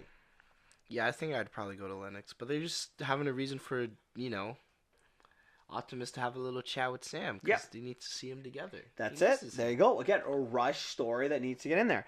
But the thing I find more interesting is Sam refuses. It's like, no, I don't want this life. He's trying to get out of. It's like trying to leave the mob. Once you're in, you're never out. But why? But he doesn't even tell Optimus. He doesn't tell anyone he's found this Allsparks shard. That was very true. I don't know why he doesn't mention that. He doesn't tell Bumblebee. Doesn't tell Michaela. Because it's a rush story. We don't have time for it. So then we're into Megatron. It's about restoring him, right? So they sneaked in to get with all of these weird ball things who turn into some like weird I don't even know what. Like fish Decepticon. They pick some of the lamest Transformer. Like for out of all the things they can pick, they just pick like Why don't they get the Boombox guy died, but yeah, I wish they just used because what's it called? They had Soundwave in there, right? And he's Soundwave's the guy who's controlling everything from space. Yeah, and remember he's like connected to the satellite the entire movie. Which I don't know how they don't sense like there's a giant being in space just grabbing satellites. That would make the government smart, and we all know that. And where did Soundwave come from? He's just like, hold on, more on Soundwave in the third movie. Okay, I'm gonna rain on him in the third movie. So let's just ignore Soundwave and we'll come back to him. Soundwave was one of my most favorite characters in the TV show. So it seems, Soundwave was awesome, but they did not do him justice. Yeah, he sucks. So Megatron is sitting at the bottom of the trench, the deepest part of the Earth. And they made restoring him really easy. But the questions I have is, wasn't the trench supposed to like compress his body so it wouldn't be able to ever escape? Yeah. So he's more powerful than that, right? Oh wait, no, so he can get frozen in the Arctic, but pressures from the oceans, that's not gonna work. If it's that easy, why didn't they guard his body? Why didn't they put the body in some kind of like institution like the Hoover Dam? Yeah. And hide him that way. So no one would know where his body was.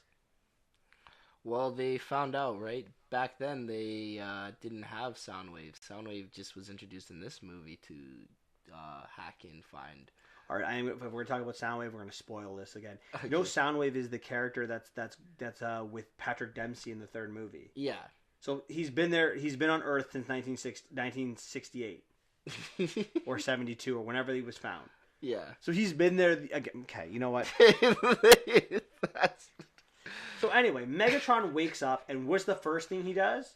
He goes to see the Fallen. His master. So many questions.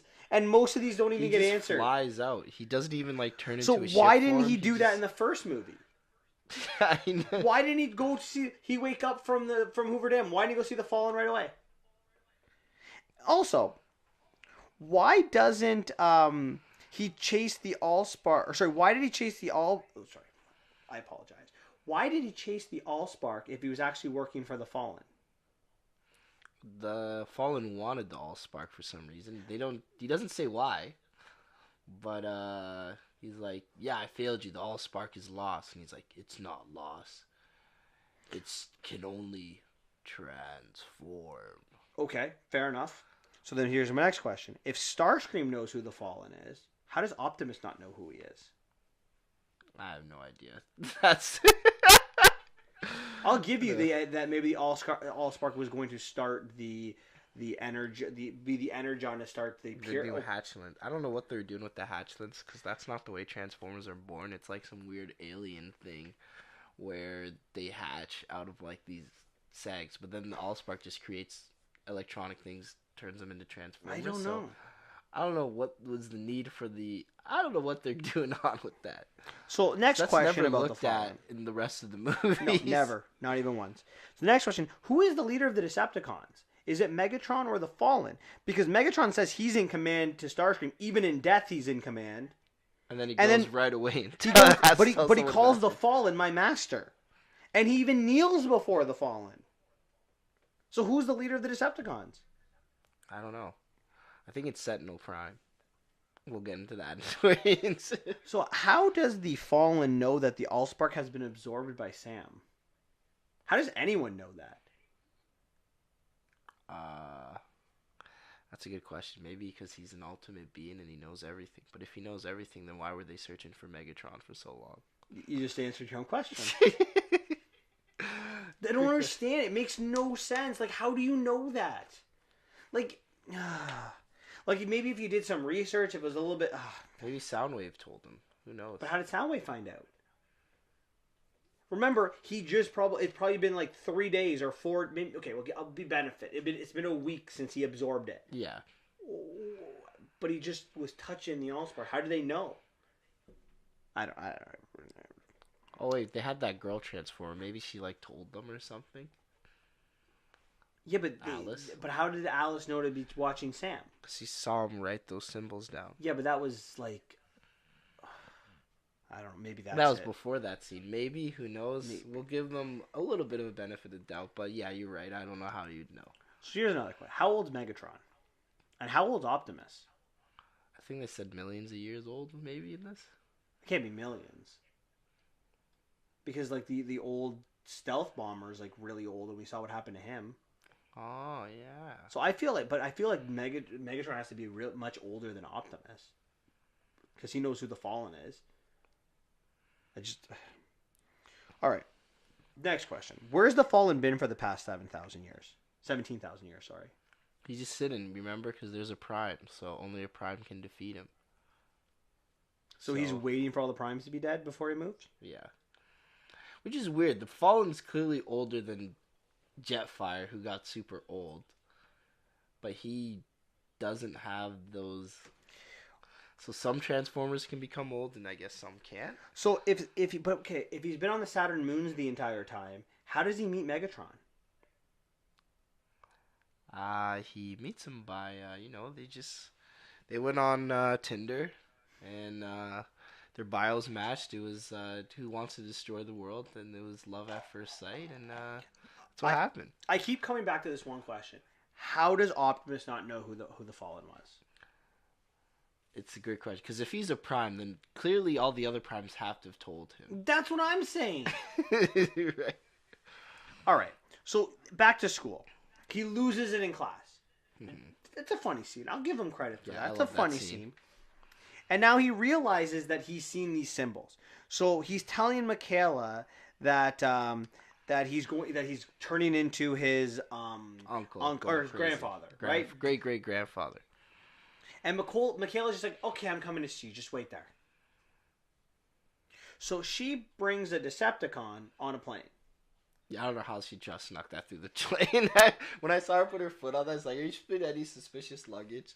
And clearly, these movies were made after 9/11. Yes, they were. There's no way you're sneaking a Decepticon on that plane. I just keep getting really. Every time, I got really written for so many things. Like, really? So the Autobots go on this mission. It even shakes. They don't tell the army that they're going on this mission. They're being shady. Sneaky. They ignore the calls of Nest. That's what they're doing here. Has anyone actually told them that Megatron's alive? No. Okay. I don't think they know yet. So, Michaela arrives. And what's going on with Sam? He's making out with Alice. Well, Alice tried to. She just got them kissing. They didn't make out. Come on. Give boy Sam some credit. He has a very long track record of hot women he's been with. Oh, yeah. Just one after another. So, Alice, we find out she's actually a Transformer. We've already talked about how I think it's very silly. I don't know how you think. I think it's ridiculous. I thought it was dumb. I think it's cheap. I think it's cheap writing. And that's this thing I consistently say. Anyway, they escape from her. They hit her with a car. She dies. And then a helicopter grabs the... Yeah, guess what the helicopter that is? Guess who it is? You think that's Blackout? It's Blackout. I don't think it's Blackout. I think it's another helicopter. Right? It could be more than one helicopter transformer. Oh, yeah, I guess there was. There was like Starscream, Thundercracker, and I forget what the third one was. Oh, would you look at that? It's probably another transformer. Anyways, so they take him to Megatron. Looks the exact same? Okay. Whatever. Are we really giving the benefit of the doubt to these people? Yeah, that's true. So they take him to Megatron, and they drop the helicopter they drop the car from the top of like the building. Like, it was like a good, like I want to say 50 feet. I was gonna say that's exactly what I was gonna say 50 feet. So they drop the car on top of a big ass building, so it's 50 feet. It crashes through the window. They're dead at that point. 100%. And then it crashes. And remember, Shia LaBeouf was kind of hanging out there too. He wasn't even in the heli. They pull him in eventually. They're not wearing seatbelts. Shia LaBeouf does not have a seatbelt. Nope, on. none of them do. If they hit that wall, Shia LaBeouf is ejected, dead. Movie's over. You're not getting the Allspark. Nope. It crashes through that wall, and then it crashes again. It's just like whoever's in there, their body's made into paste. Like yeah. You're not So surviving that fall. Megatron, they grab Sam out, they throw him on the thing. Megatron holds him down. Somehow he's gonna get away, and then the Autobots enter. Yeah, and that's. How do the Autobots know that Sam is there? I have no. Wait, how do they know? Did they maybe they? Oh, they were maybe Ness told them. Hey, They weren't taking Nest calls. I set this up. They were not taking Nest calls. They were on a mission all by themselves. Interesting. They happened to know where Megatron's lair was. Maybe Bumblebee was following him. Maybe. Maybe he was spying. He's like, I'm your guardian. They never explained that, but that Nope. would at least if they just threw that scene in that Bumblebee was like keeping a close eye from like the background, that would make more sense. But they never did that. So we can agree that it doesn't make any sense. Yeah. It's again, it's rushed. It's choppy. It doesn't really work. The next scene, after they break in, the next scene you see Shia LaBeouf just up and running, and he's like, "Go run!" Yep. And I'm just like, Megatron literally turned his head and was still holding him like this. He's like, "What?" Oh man! And they're able to get away. So Sam goes into with Optimus, and then the other two go with Bumblebee, and they separate. And there was a team of what, 4 Transformers? Yep. But again, So like they couldn't split into 2 teams. no, They just split Optimus into goes one? by himself because they need to kill Optimus, so they have to bring him by himself. So Optimus transforms. He fights 3. I will give this. This is probably the best scene in the movie because it actually shows the Autobots they can defend themselves. Yeah. They can actually fight And back. it shows that like Optimus, he's not weak. Like he actually looks like he can fight. You know, like in the first one, he doesn't look very tough. You know, he gets punched around. Well, he did look tough against Bone Crusher, but then against Megatron, he just can't do anything. But this time he's fighting Megatron, and it's more even keeled, right? Yeah, they make Optimus probably a little bit stronger, but because it's 3 versus 1, they have no choice. Yeah. And he's able to kill which one does he kill? The Blackout clone. The helicopter clone. And then Starscream gets away, and Megatron kills Optimus. Yeah. So Optimus sacrifices himself for Sam. He did not sacrifice himself. He was confused. He's just like, Sam! And then he just gets stabbed in the back. Where were You're the being too nice. I am, but it's something he would do at least. At least Yeah. it's character. It's to his character. The Autobots come after as soon as he gets stabbed. Yeah, but that's where when were they the entire time? I have no idea. Like, where did they It's go? like they don't even communicate. Well, this is the worst military robots No I've wonder ever the seen. Autobots lose the war. They're just like, let's just have our leader fight all by himself against the entire army of the Decepticons. Again, I don't know why they didn't. The army and the Nest and the Autobots have been working together for 2 years. Why don't they talk to each other? Why don't they communicate? I have no idea. They just do not care. So Optimus is dead. The Fallen comes in. Megatron goes to New York, and they decide to show the entire world that they're here. Quick question though. If Megatron can kill Optimus, and the Fallen needs Optimus dead, why the hell does Megatron serve the Fallen? That Was real Megatron, he'd be like, I'm killing this guy. Like as soon as he turns his back, he's dead. I know. It's so true. Like the Fallen's like this. The master should be stronger than the apprentice, Yeah. but clearly not the case in this movie. Yeah, I never get why they would send his weaker self over to kill somebody. Like, it never made sense. Like, why would you get your apprentice to kill the guy that you can't kill? And it's no reason why. It doesn't say a reason. No. Like, only a Prime can defeat me. We don't even know the reason why a Prime can defeat me. There's no special. It's not like a kryptonite or anything. It's just... Prime is supposed to be stronger, but Yeah. clearly not stronger than Megatron. Yeah, so is Megatron stronger than Prime's? Is he the strongest character in this movie? And technically, we find out the Fallen's the first Decepticon. Mm-hmm. So wouldn't that make him the strongest Decepticon if he's the OG? Clearly not. Megatron's the strongest. Great point, though. Fantastic. So they decide to abandon the entire concept of the show, robots in disguise. Let's just show the whole world. And can we talk about when the Decepticons are coming to Earth? Are they robots or are they asteroids? That's a good question. If you actually watch the sequence, it looks like Armageddon when the asteroids are coming at Earth. You're looking above this ball of fire coming above the Earth. It's just. They did the same thing with the Autobots too, right? Oh yeah, 100. But we don't trust the Autobots. By No, the way, we don't that's trust not. This is the first instance of we don't trust. we're the gonna get Autobots. that where the human response to that. But so Megatron even says in this, "It's time for my master's arrival." Again, who's in charge? How long has he been working with the Fallen? Has it been like 17,000 years, 15,000 years, 8,000 No years? backstory on that. You know, None. we don't need backstory. We just need Transformers transforming and lots of killing, explosions, and death. And in the first movie, what we get is Optimus calls Megatron the leader of the Decepticons, right? That's the whole spiel he gives to Sam. And that Sam tells Sector 7, right? Yeah. So they also capture Sam's parents just for purposes later that they really don't even delve into later in the movie. But so the humans' response is to negotiate with the Decepticons, terrorists. Because we know that's what governments do. They negotiate with terrorists. And they decide they're going to give up Sam. So the entire world is looking for Sam so they can give him up to give to the Decepticons. Because that's what you do. You give the villain what they want. And then the humans turn on the Autobots. They put them under the nets. You're not coming out. You're going in and staying away. You guys are captured. We will win it ourselves, is what Galloway, the guy the president has picked to run Nest. Yeah, that's really gonna fly. You know, it's just stupid. Alien invasion. You got allies with you. But no, we don't need to do that. Don't you think this is why people have lack of faith in government? Like they watch this on TV and they watch these in movies and they're seeing like, oh my god, well this is what our government would do if aliens attacked. They would put our allies in cages. The people that can help us, and they would just lock them away while we just sit here and do what? Negotiate with terrorists?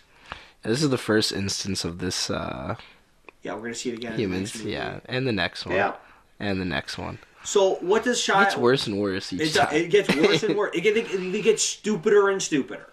Yeah. So what does Sam Witwicky do? And his Bumblebee and his roommate and Michaela, the twins, they go see Simmons. Now, we find out that Simmons is the guy feeding the internet junkie all of his information. Yeah. I have a word for that. Treason.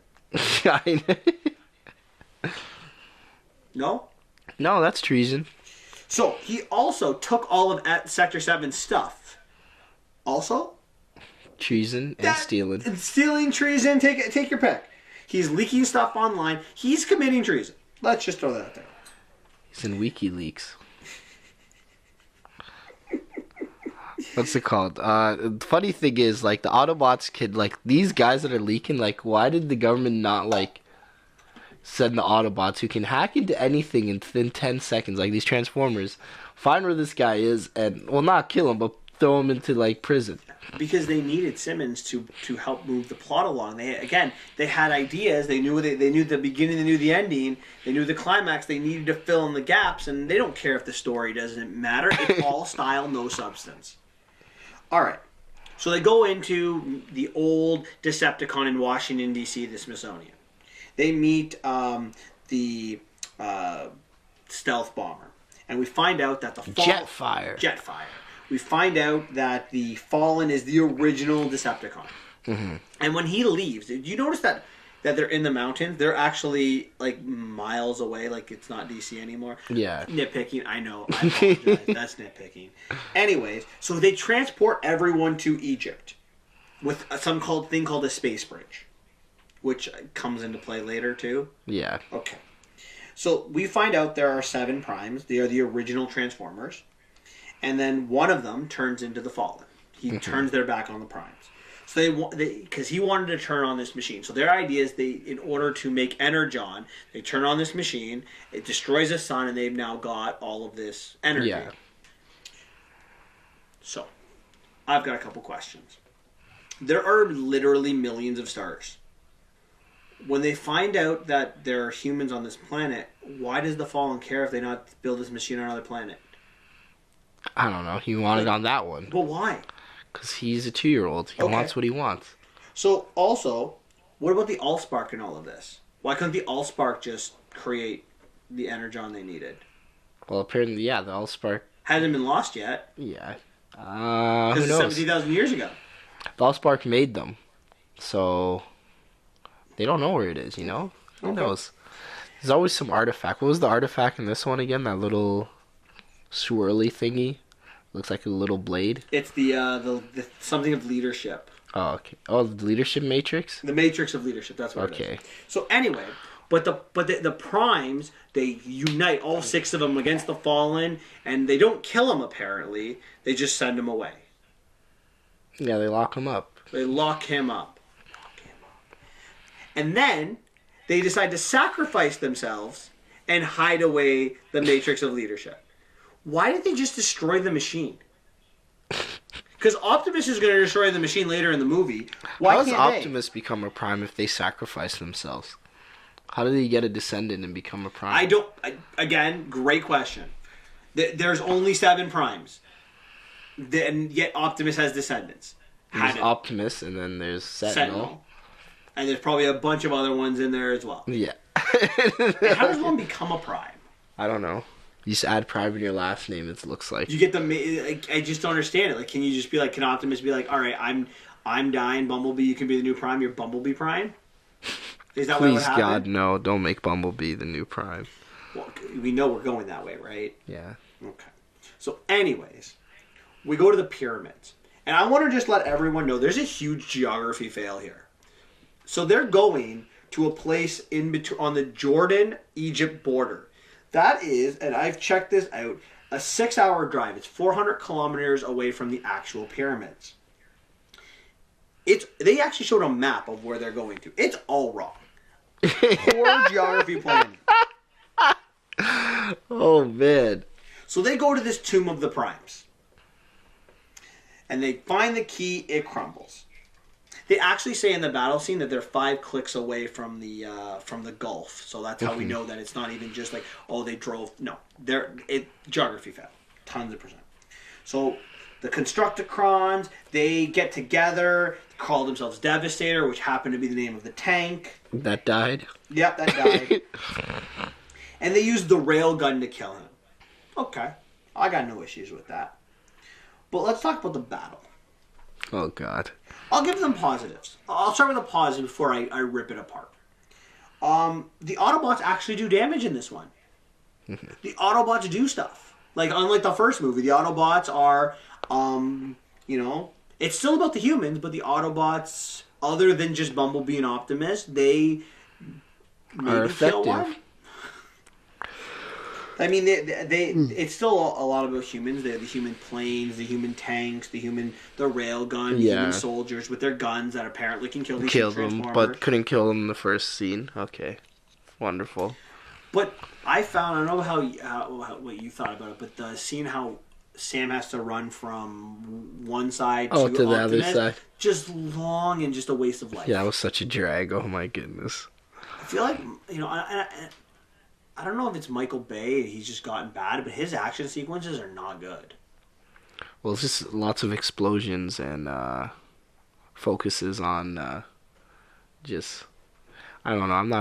I haven't really been that huge of a Michael Bay guy. Pre-Transformers, pre-The Island, like I'm a big Armageddon fan. That made my top 100 list. I don't mind Pearl Harbor. I love the Bad Boy movies. It's not I don't like Michael Bay. It's just he became all about style, right? Yeah. Let's just show what these Transformers are, but not put a story with them. So Sam eventually makes it back to Optimus, and on his way he gets like blown up, and he sees all the primes who have told him in this little dream that it was destined. He was destined to help. He was destined to be there. And then the Matrix that turned into dust happened just to reappear. Yeah. Whatever. Magic. Movie magic, baby.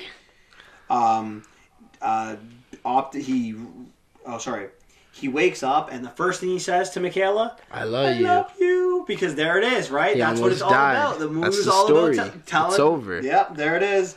So, He uses the Matrix to give it to Optimus. Optimus wakes up, fuses with Jetfire, and then the Fallen just shows up. and then he gets murked. He goes up and he starts the process of starting this device to destroy the sun. Yeah. And Jetfire gives all of his cool tech to Optimus. He flies. He just absolutely destroys everyone. Which is funny, in the couple of movies, he can just fly with his feet. In like the 5th and 4th one, so yeah. I don't know why he needed those abilities in the second. So my question becomes, if Optimus could kill the Fallen by himself, why couldn't the other 6 kill the Fallen together? I don't know. They had to, who knows, man. It's just lots of holes in this movie. It's it's one of those things where you're just like, okay, let's just, move the plot along, and now let's ask questions and kill Autobots. Oh, look, there's a Transformer. There's an explosion. Oh, you want plot? Nah, too bad. I got explosions for you. Just so much stuff that doesn't, like, I feel like why even turn into like the trucks anymore now that they know you're all huge, like they know who you are. Like, what's the point? Yeah. You want character development? Character what? Not in these movies. Characters change, right? We change. Sam changed in all 3 movies. Like there's no arc. There's just, this is his character in the first one. We're gonna rewrite him in the second one. We're gonna rewrite him in the third one. It's like 1 and 3 he's similar, but 2 he's completely different. Yeah. It's strange. He's just more to himself, and he's like, I'm a cool guy now, Yeah. Is there anything else you want to talk about with the second movie, Revenge of the Fallen? No, I'm good for now. All right, what would you give that as a rating? Give it I actually like it a little bit more. Actually, no, it's a 3. We going lower. I'm gonna go higher on this one. I know I spent the last probably half an hour criticizing this movie, but I still give it a 5 out of 10 because I think there's more benefit to this one than the first one.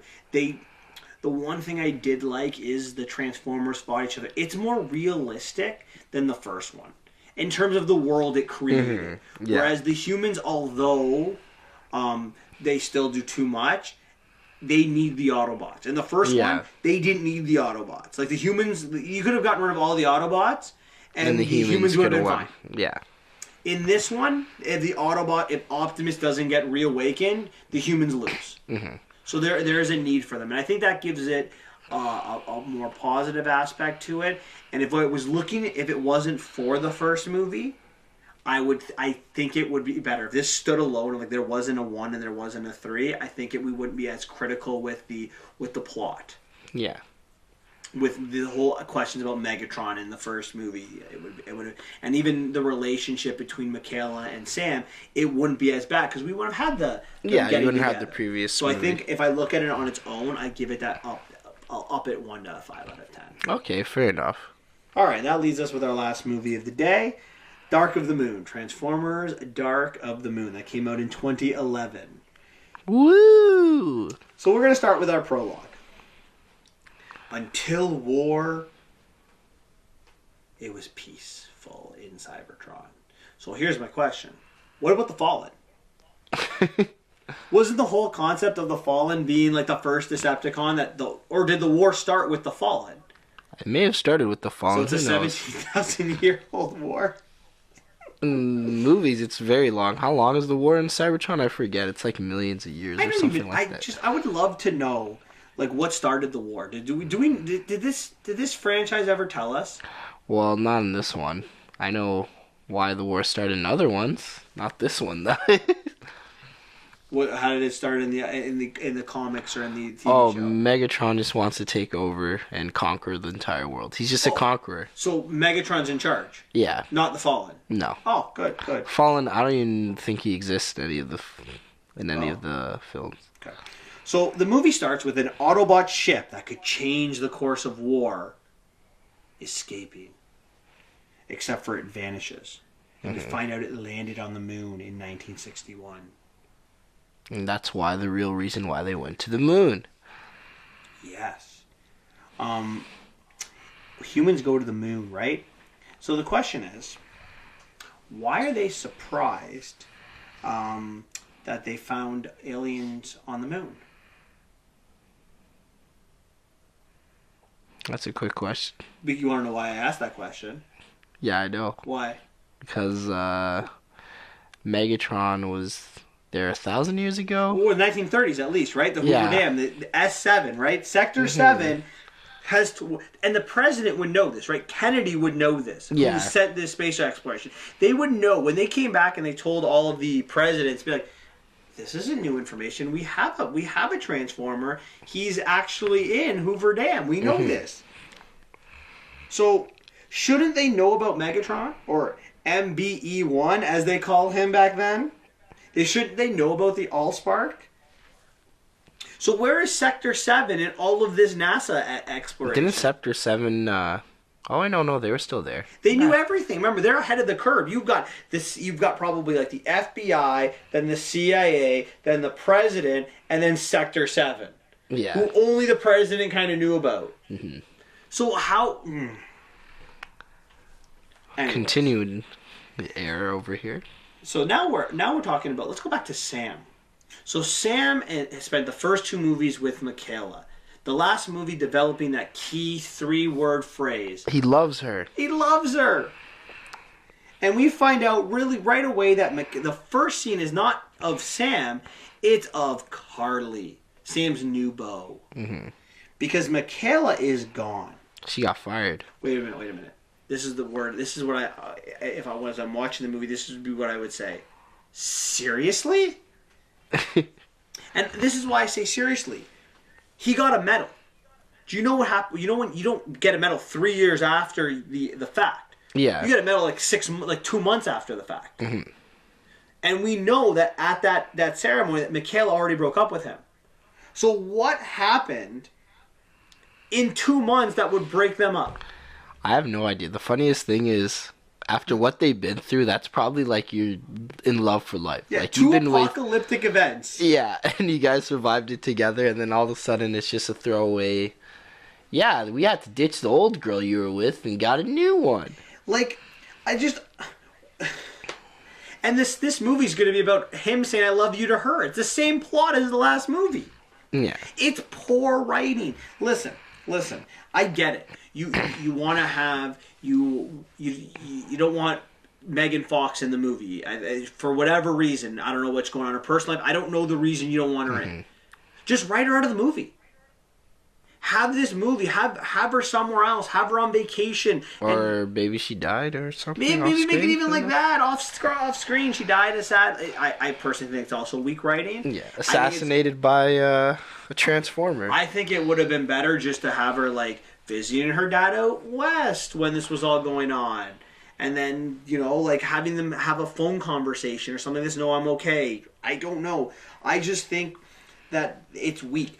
The first line of the movie, again, was not by Carly. Was my hero needs to wake up, but she also tells him we're not the love word yet. You're my hero, but I love you. Oh, so Sam has to start all over again, eh? Poor Sam. Well, well, that's not even what grinds my gears about this. What grinds my gears the most about this Start movie, he can't get a job. Yeah. This makes no sense. The hero of that saved the world twice cannot get a job to hold his life. Remember, do you not remember in the last movie, Optimus wanted his help? Yeah. Again, the president gave him a medal. He saved the world twice. He knows how... He's famous. But he can't the get a whole job. world wanted him and no one wants to hire him. This is poor writing. And then I think Carly says to him, "I know no one knows what you did." What do you mean no one knows what you did? The whole world knows about the Transformers. The whole world knew that you were public enemy number 1. Megatron made himself known to the world. He's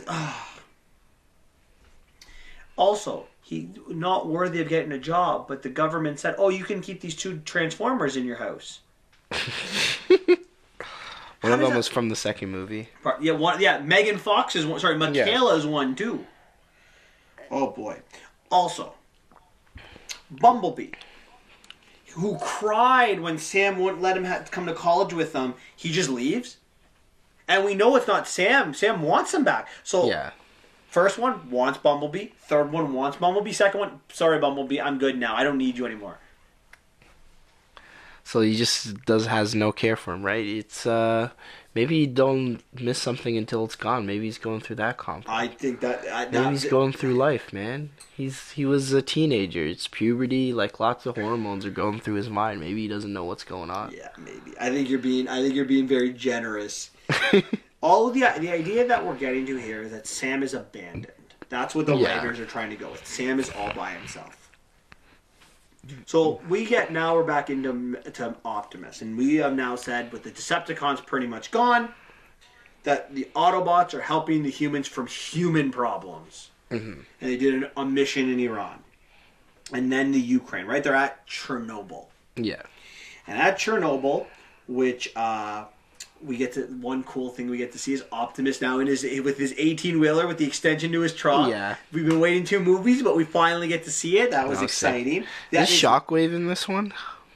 Or is that in the That's fourth Shockwave. one? Yeah, no, you're right. It's Shockwave. That's who's in Chernobyl. Shockwave. Okay. And the humans are working with the Decepticons. We find out right away, right? The one human with the part of Soundwave, the bat. The CEO guy. Yeah.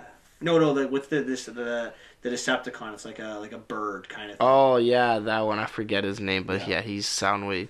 That's one of Soundwave's got. He had the Jaguar Transformer and the bird one, and then he had that one that's the boombox. Yeah.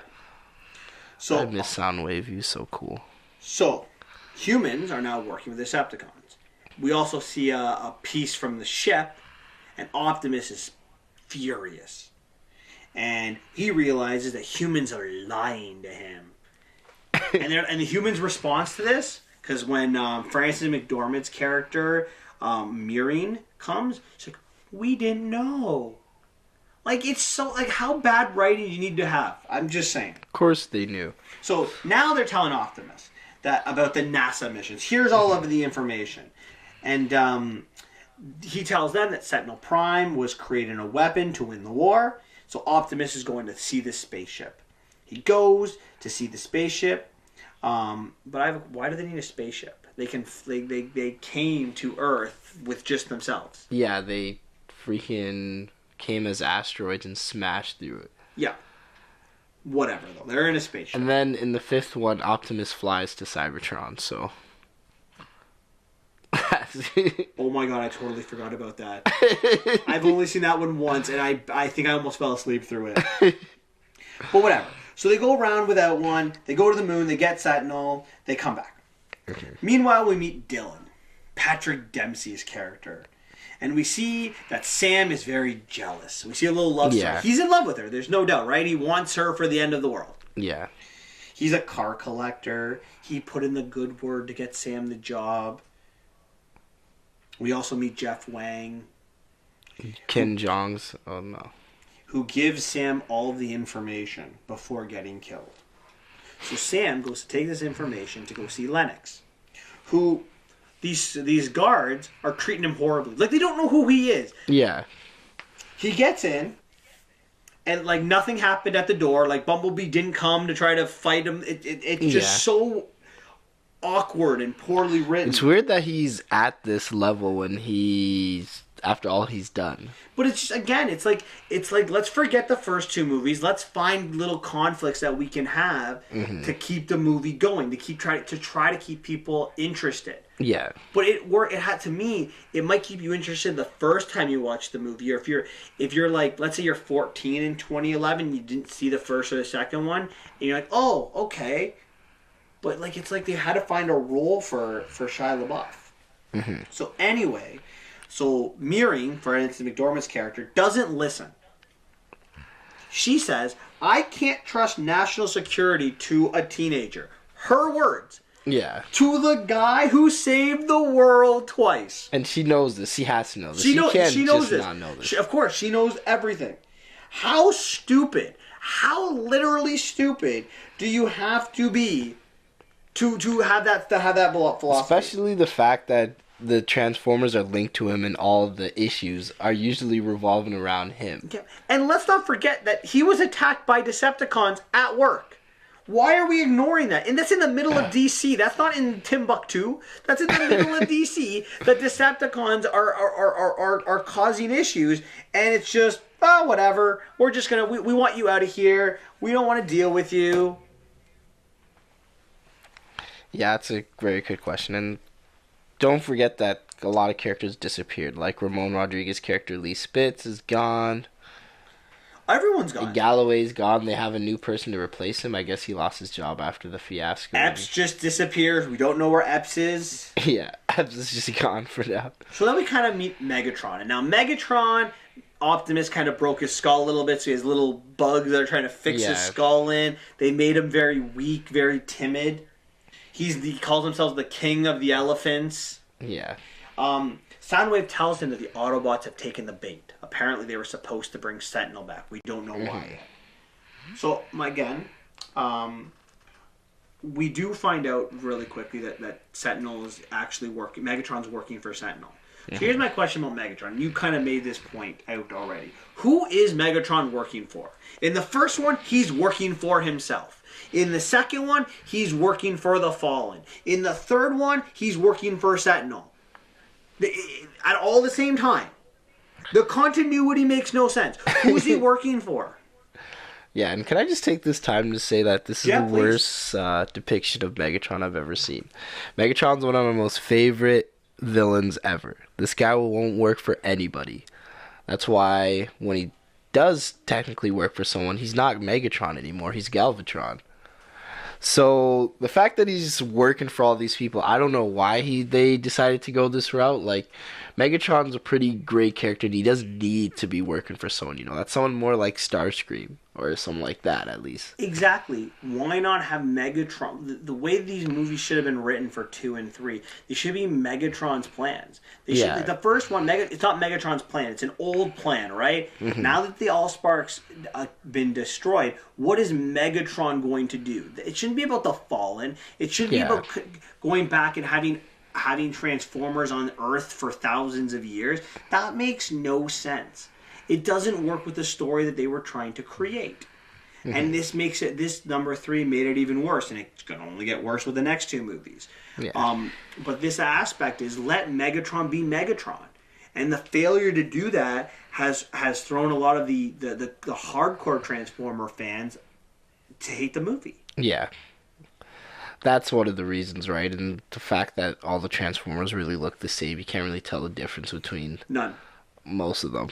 Because it's just like the Autobots in the first movie. The Autobots, you could tell the difference, right? 100%. Then in the movies but go on, even in the Decepticons, you could tell the difference in the first movie because of the features. The helicopter had the little blades on the back. You could tell the difference between Starscream because of the shape of his body and more of like a triangle. Devastator, right? They had elements of how they transformed, but in the second and the third movie, they just had them as their own like cybertronic beings instead of actually Transformers. Mm-hmm. It's horrible. Which doesn't make total sense, but okay, it's your movie. You do what you want. Mm-hmm. So anyway, Simmons, we meet Simmons then because Sam, the Nest people don't listen to Sam, so he goes to Simmons, who is now a writer defending the Autobots. Because apparently there are people on the planets that think the Autobots should leave. So apparently the humans want them gone. Which, again, we'll talk about that, I think, in a bit. But they not realize they saved humanity twice. Yeah. So everyone says he has an addiction, that he's delusional. I mean, his character was always out there in the first 2 movies, but I wouldn't call him he's an addict or he's delusional. Yeah. And if he was an addict, how would he even get into Sector 7? Good question. We also see Carly's selfishness. She doesn't want Sam to help. She's worried about Sam. Mm-hmm. If he doesn't do it, though, doesn't she realize the world does end? Yeah. So I think that Sam is right in this situation, and I think Carly, her character is completely off base. And I get her brother died in war, but it's about saving the planet. You chose to date Sam, like that's what it comes with him, right? This Yeah. idea that He has to save the planet, right? Yeah. He's it's a lot of problems. Like some characters that just like, why do you have to do what you're doing? Because someone has to do it. yeah, someone's got to wear the mantle, otherwise the world gets destroyed. Yeah. And Sam finds out, even though he basically says goodbye to Carly, that the Decepticons have hundreds of these pieces that will work for Sentinel's weapon. Yeah. So everyone's trying to save Sentinel. There's this huge sequence in the roads of Washington where they're trying to save Sentinel, which again I don't know why they're actually, trying to kill Sentinel when he's on their same side. But yeah. So we find out Sentinel's actually been working with Megatron. So a couple questions with that. Megatron's been on Earth and frozen for 1,000 years. When was this deal made? That's true, because he was caught in 61, right? So like how long did that ship that Sentinel Prime was on, how long ago did it leave Cybertron? Did it just float in space and happen to get to Earth after thousands of years? And why it's always Earth? That's a good question. It There's is nothing true. special about it. Exactly. Why Earth? So Sentinel is free to travel back in the base in his own time and his own leisure. Mm-hmm. So why not just do it on his own? Why not keep the plan covered up? I have no idea. Like, they think the Decepticons are after him, so he could just go in on his own. Why does he have to kill his Autobots? Because he doesn't care. But then when he lets That's style over substance. He lets Optimus leave when he initially turns the gate and all the Decepticons in. Sentinel goes to Optimus, "I'll let you live now," but you killed Ironhide. Like, yeah, you might as well let Ironhide live and kill Optimus if you're really thinking about from a strategic point of view. But and where's Optimus when all this is going on? Again, this goes to the thing that we've been saying, that the Transformers are, unless they're on screen, they're just not there. Yeah, they're just sitting in the back. Yeah. You don't know where they are. So there's this huge problem now, right? Ironhide's dead. Like, a lot of this Washington base has been destroyed. Sam is now involved. What does he do? He goes home. What's his reason? To go see Carly? I have no idea. Maybe he's upset. Maybe he's like, yeah, you know what? We're all dead. See you later. So his family pulls him into their trailer and has a family meeting. He tells his family that she's the one. Mm-hmm. Really? Wasn't Michaela the one? Yeah, he had a crush on her 2 years earlier. 2 years, and then next thing you know, they're just trying to make the plot go like a little bit of a love story on the side. You know, that's how the Transformers movies roll. Well, the Shia LaBeouf trilogy. Yes. So he runs to the party to where Dylan is to kind of tell her that he loves her and that like he's there for her. So he runs to this party in the middle of this huge crisis where the world could be coming to an end. Mm-hmm. He goes to talk to his girlfriend. We find out really quickly that Dylan has been working with the Decepticons the entire time. Yes.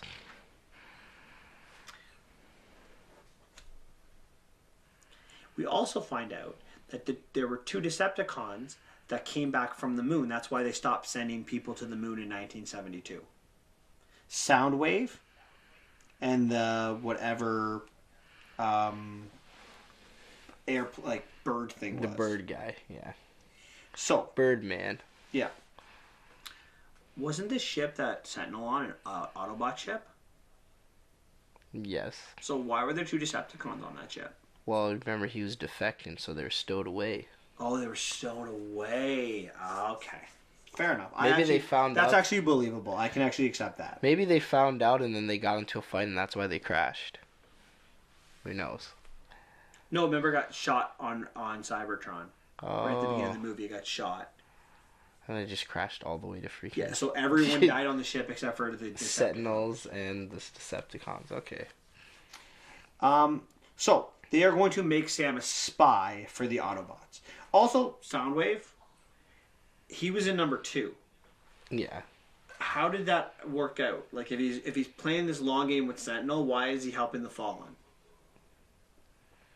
I have no idea. Why didn't he just?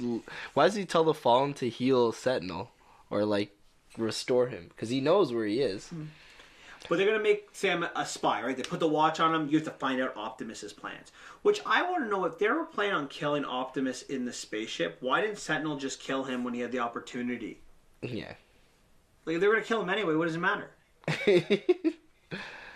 It seems to me like they were just trying to find a role for Sam. Like they fired Megan Fox, but they still wanted Sam Witwicky in the movie. So they had to find a role for him.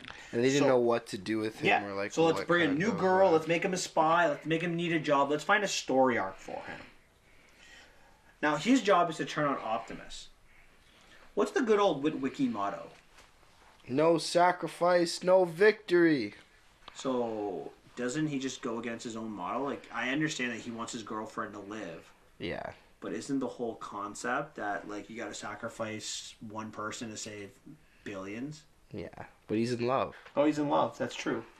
But Captain America wouldn't do that. We know after the last movie that that his love could only last a couple of months. Yeah, and then it's over. So anyway, Megatron and Sentinel, they kind of meet. We kind of see them together, right? Megatron blows up the Lincoln Memorial so he can sit in Lincoln's chair.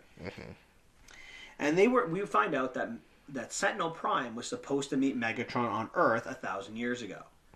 But wasn't the reason that Megatron was going to Earth to get the Allspark? Yeah. Okay. And then wasn't the next reason to go on Earth to help the Fallen? Yep. Okay. Just so we're clear. So. And then the third reason is to do his other plans. So what we're seeing here is Megatron just loves to make deals, and if we've seen anything from like Survivors, sometimes it backs up with you. It's all his many alliances, you know? That's what's going on. Apparently. So then he got voted off the island. You've also brought this up. Why Earth? I have no idea. And now, like, for Sentinel, right? Sentinel, the reason he wants to create this plan is because he wants us to end this war, right? Yeah. But isn't the war over? Haven't the Autobots won it? The Decepticons are pretty much all dead. Yeah. The Fallen's dead. Megatron's a shadow of himself. There's like little bits of Decepticons here and there, but they're pretty much all gone. No, obviously, clearly the war is not over. There's 2 more movies after this. Sentinel Prime knows, like, this is going to make a lot of money, so as long as we're getting money, this war is going on. I just don't understand why Sentinel doesn't stick with the Autobots. And even still, let's say I guess we get the answer to the only way to end the war is to betray the other side. Yeah, apparently. And why Earth? Why not another planet with no life? Like, why not to recreate Cybertron? Like, I just don't understand it. And why not bring Autobots back, then? Even if you want to take over Earth, bring back the Autobots. Yeah. What, because you know they won't agree with you? I mean, why continue the war if you're Sentinel? It doesn't make any sense. But anyway, Sentinel opens the bridges. Dozens of Decepticons come to Earth. He has an opportunity to kill Optimus. Doesn't take it. And then Sentinel gives a message to Earth. And he says he will leave after he takes the resources under one condition. And what is that one condition, Xavier? And the Autobots get sent home. Yeah, the Autobots have to leave. That's, again. Really? Are humans that dumb? Yeah. Negotiated with terrorists. How did it go for the last movie? Pretty good, you know? So you trust the people that once tried to eliminate the entire world, that have turned on you before, and you're going to trust them. Or you could trust the people that have been defending you for the last 4 years.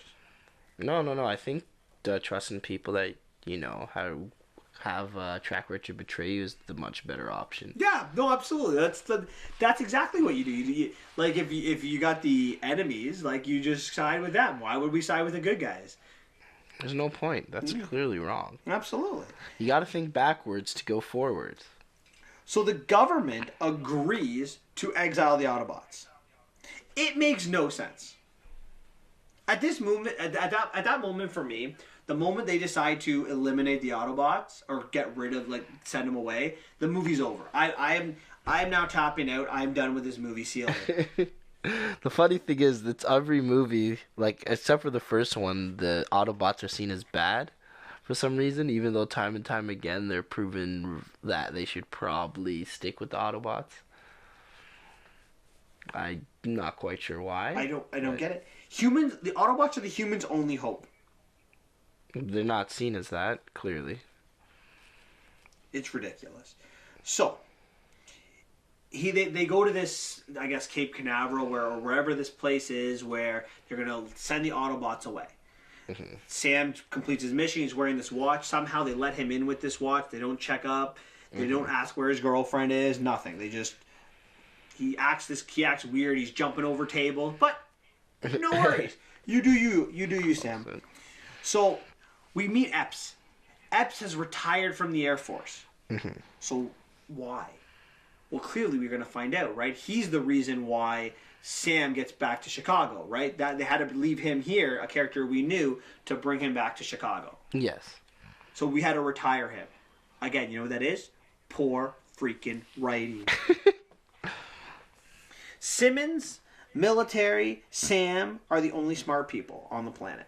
That's it. The government, anyone else, dumb. And it's funny.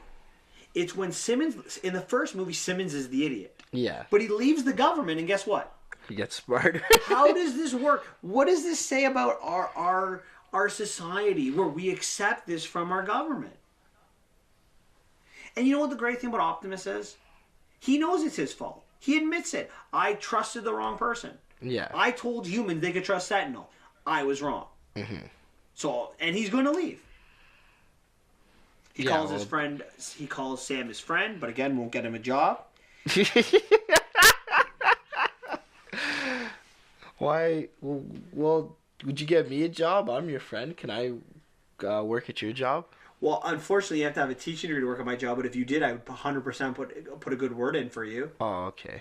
All right. Fair enough. And this is the thing. If I was the Prime Minister of Canada, I would find a job for you. It might not be running the country. I might not make you the minister or the secretary or minister of state, or defense. But I could find a job for you, an assistant to me, for example.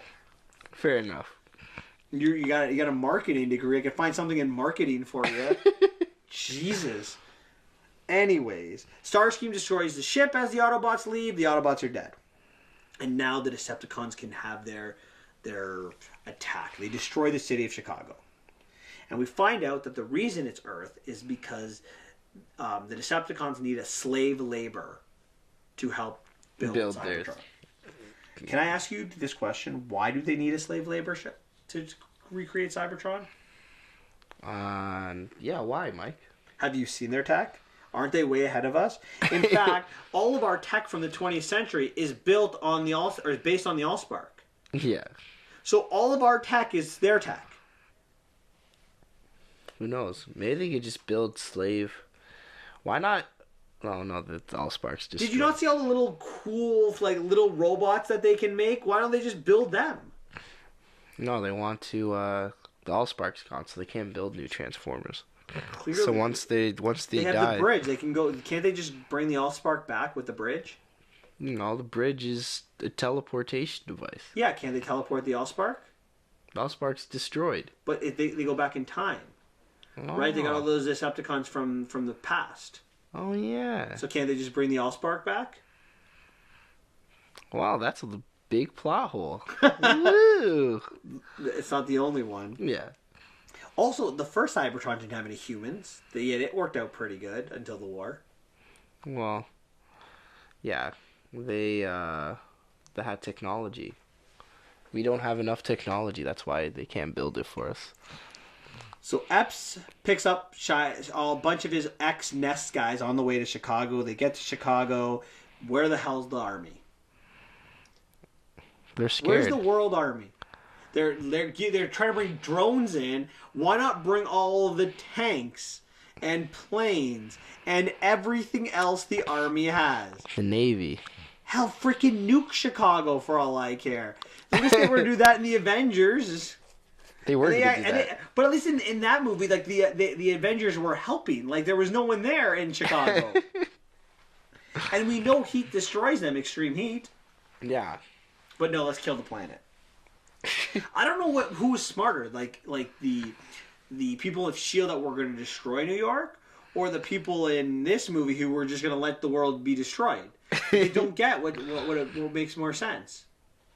No, I don't. It's clearly the lack of faith in government is a big theme in here. Absolutely. Or maybe they just want to drive the plot forward. I don't think I think it's driving, I don't think I it think was both. on purpose. I think it's both. I think it's a little bit of both. But anyway, so when Epps and his 30-ish guys come, they realize there's no way they can go in there. And then Optimus and the Autobots show up again because we knew that they weren't going anywhere. And Optimus his first line is, "Now your leaders will see." No, they won't, because they're going to turn on you in the next movie. Yeah. The next movie, they hunt you guys. Yeah, they're going to hunt you and kill you. But the Autobots are the noble ones that even though you kick them out, they're here to help you, even though they It's knew. like that big loyal puppy, you know? Like, Optimus still has faith in humanity, even though they murdered Ratchet, like, in cold blood. Yeah, it's even the next movie. Mm-hmm. So they go, the first, Optimus says we got to go in this with, like, we got to be stealth, right? We want to be surprised. So what's their first move? To go save Carly. Right in the heart of everything. Let's save them and let us be known. So Sam survives falling again off the plane from the top of the Trump Tower in Chicago. Wonderful, you know, typical. On the top of the thing too. It wasn't even inside this time. But I want to talk about the battle. It's a 45-minute long battle. I found it boring. The sequences were boring. They were unrealistic, and just a couple of things that jumped out.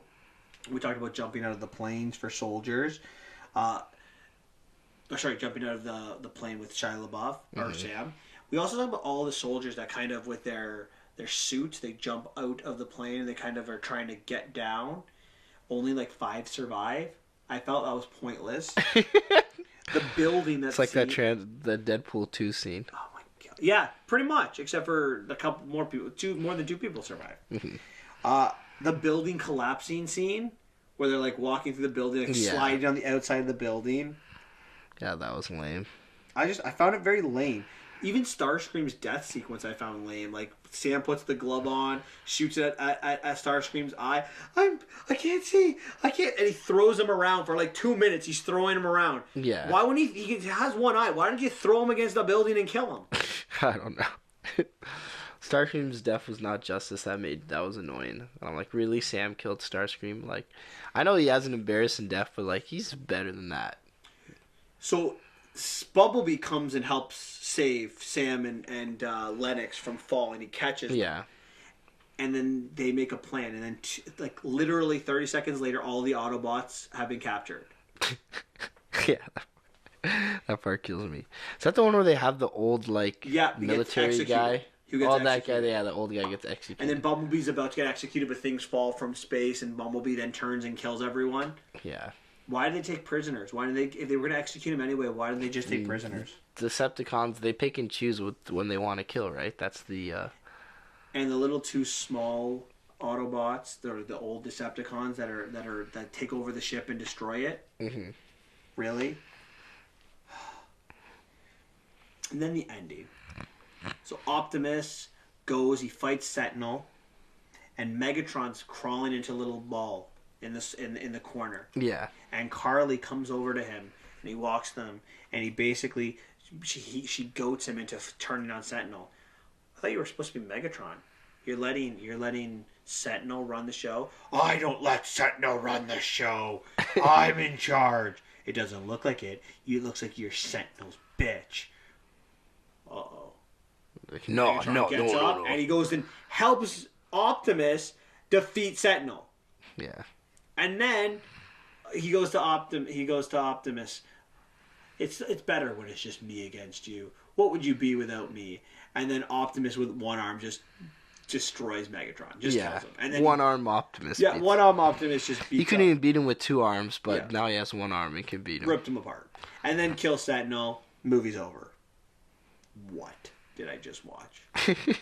This is honestly when this came out in 2013 or 2011. Sorry, this is one of the worst movies I think I've ever seen. It was up there. It was probably like the second or third worst movie I've seen. Yeah, I give it a 3. I give it a 3 out of 10. Like that's where I'm going with it. yeah, another 3 for me. Another 3. Yeah, Okay, of your two threes, which one's worse? probably this one. Why? Just I don't know. The kind of just started to get stale, and that's when Dark of the Moon's when I really noticed how bad the Transformers movies were, and then like everyone getting killed. Uh, the fact that they replaced Michaela for no reason, just like that's when the And now they really- replaced Sam for no reason. yeah, they replaced Sam for Like, no where reason. did Sam go? Sam was gone in the thing. He's just like not important anymore. They just replace characters and then bring Adam back and then replace them, and I'm just like, what is going on here? So There's no continuation with the characters. So the only two- person that's still here is Lennox. yeah, pretty Comes much. back in the 5th one. He's gone in the 4th and then comes back in the 5th. So 2 questions for you. What's The up? first is there a franchise that's worse than Transformers? Like in terms of like with multiple movies. I don't know. Maybe the DC Universe might be. Well, the DC universe, like I don't even know if I'd say that because like there's some good Batman movies, like Michael Keaton Batman. You got the Christian Bale Batman. I meant like this current DC. Okay, maybe that, but I mean, even with that, you can't look at those movies without thinking of the other Batman movies, right? Mm-hmm. Like I don't know, I have to look at Batman as a whole. I can't look at Batman. There's positives there. I can't like Transformers is all Transformers, right? It's so consistent. I can't. I would still say Transformers is way worse in the DC universe. Okay. What about the X-Men universe? I wouldn't say the X-Men universe. Their biggest problem is the timeline's really out of whack. You know, like the Charles Xavier and like the newest movie is going to be set in the 90s where Charles and Xavier and Magneto still look like they're 40 and in I think the modern one's set in 99, so they're supposed to look like super old in like 7 years. I don't know what happens there. Maybe it was a lot of drugs and partying in the 90s, but Yeah, they are, but they're positive. Like I really like the first X-Men movie. Yeah. I like the second X-Men movie. like I like the Deadpool, Deadpools. Yeah, the universe isn't total. There's still some positives. I can't find a redeeming quality to The only Transformers. thing this is like it just makes a lot of money. Yeah. Like I like the score of the first movie. Mm-hmm. I really like the score, and they've got comedic moments. I like how Sam's Yeah. character is. yeah, I like Sam's character is a positive. Like he's actually an interesting character and he's very witty and has a lot of very good sarcasm. But yeah, I think Transformers might take it. Maybe Power Rangers if they get a sequel. Any about the way it was shot about Transformers that you didn't like? Oh my goodness, that's good thing I forgot you brought. Good thing you brought that up. One of my issues with the way it's shot is the way it looks. It's always like there's some scenes where it's like shows them where he's standing. It shows you kind of underneath him, like it's some big epic. And the way it's filmed is like sometimes it's on the corner, like this. They're standing still, but they have it like on a corner, like it's on a slant.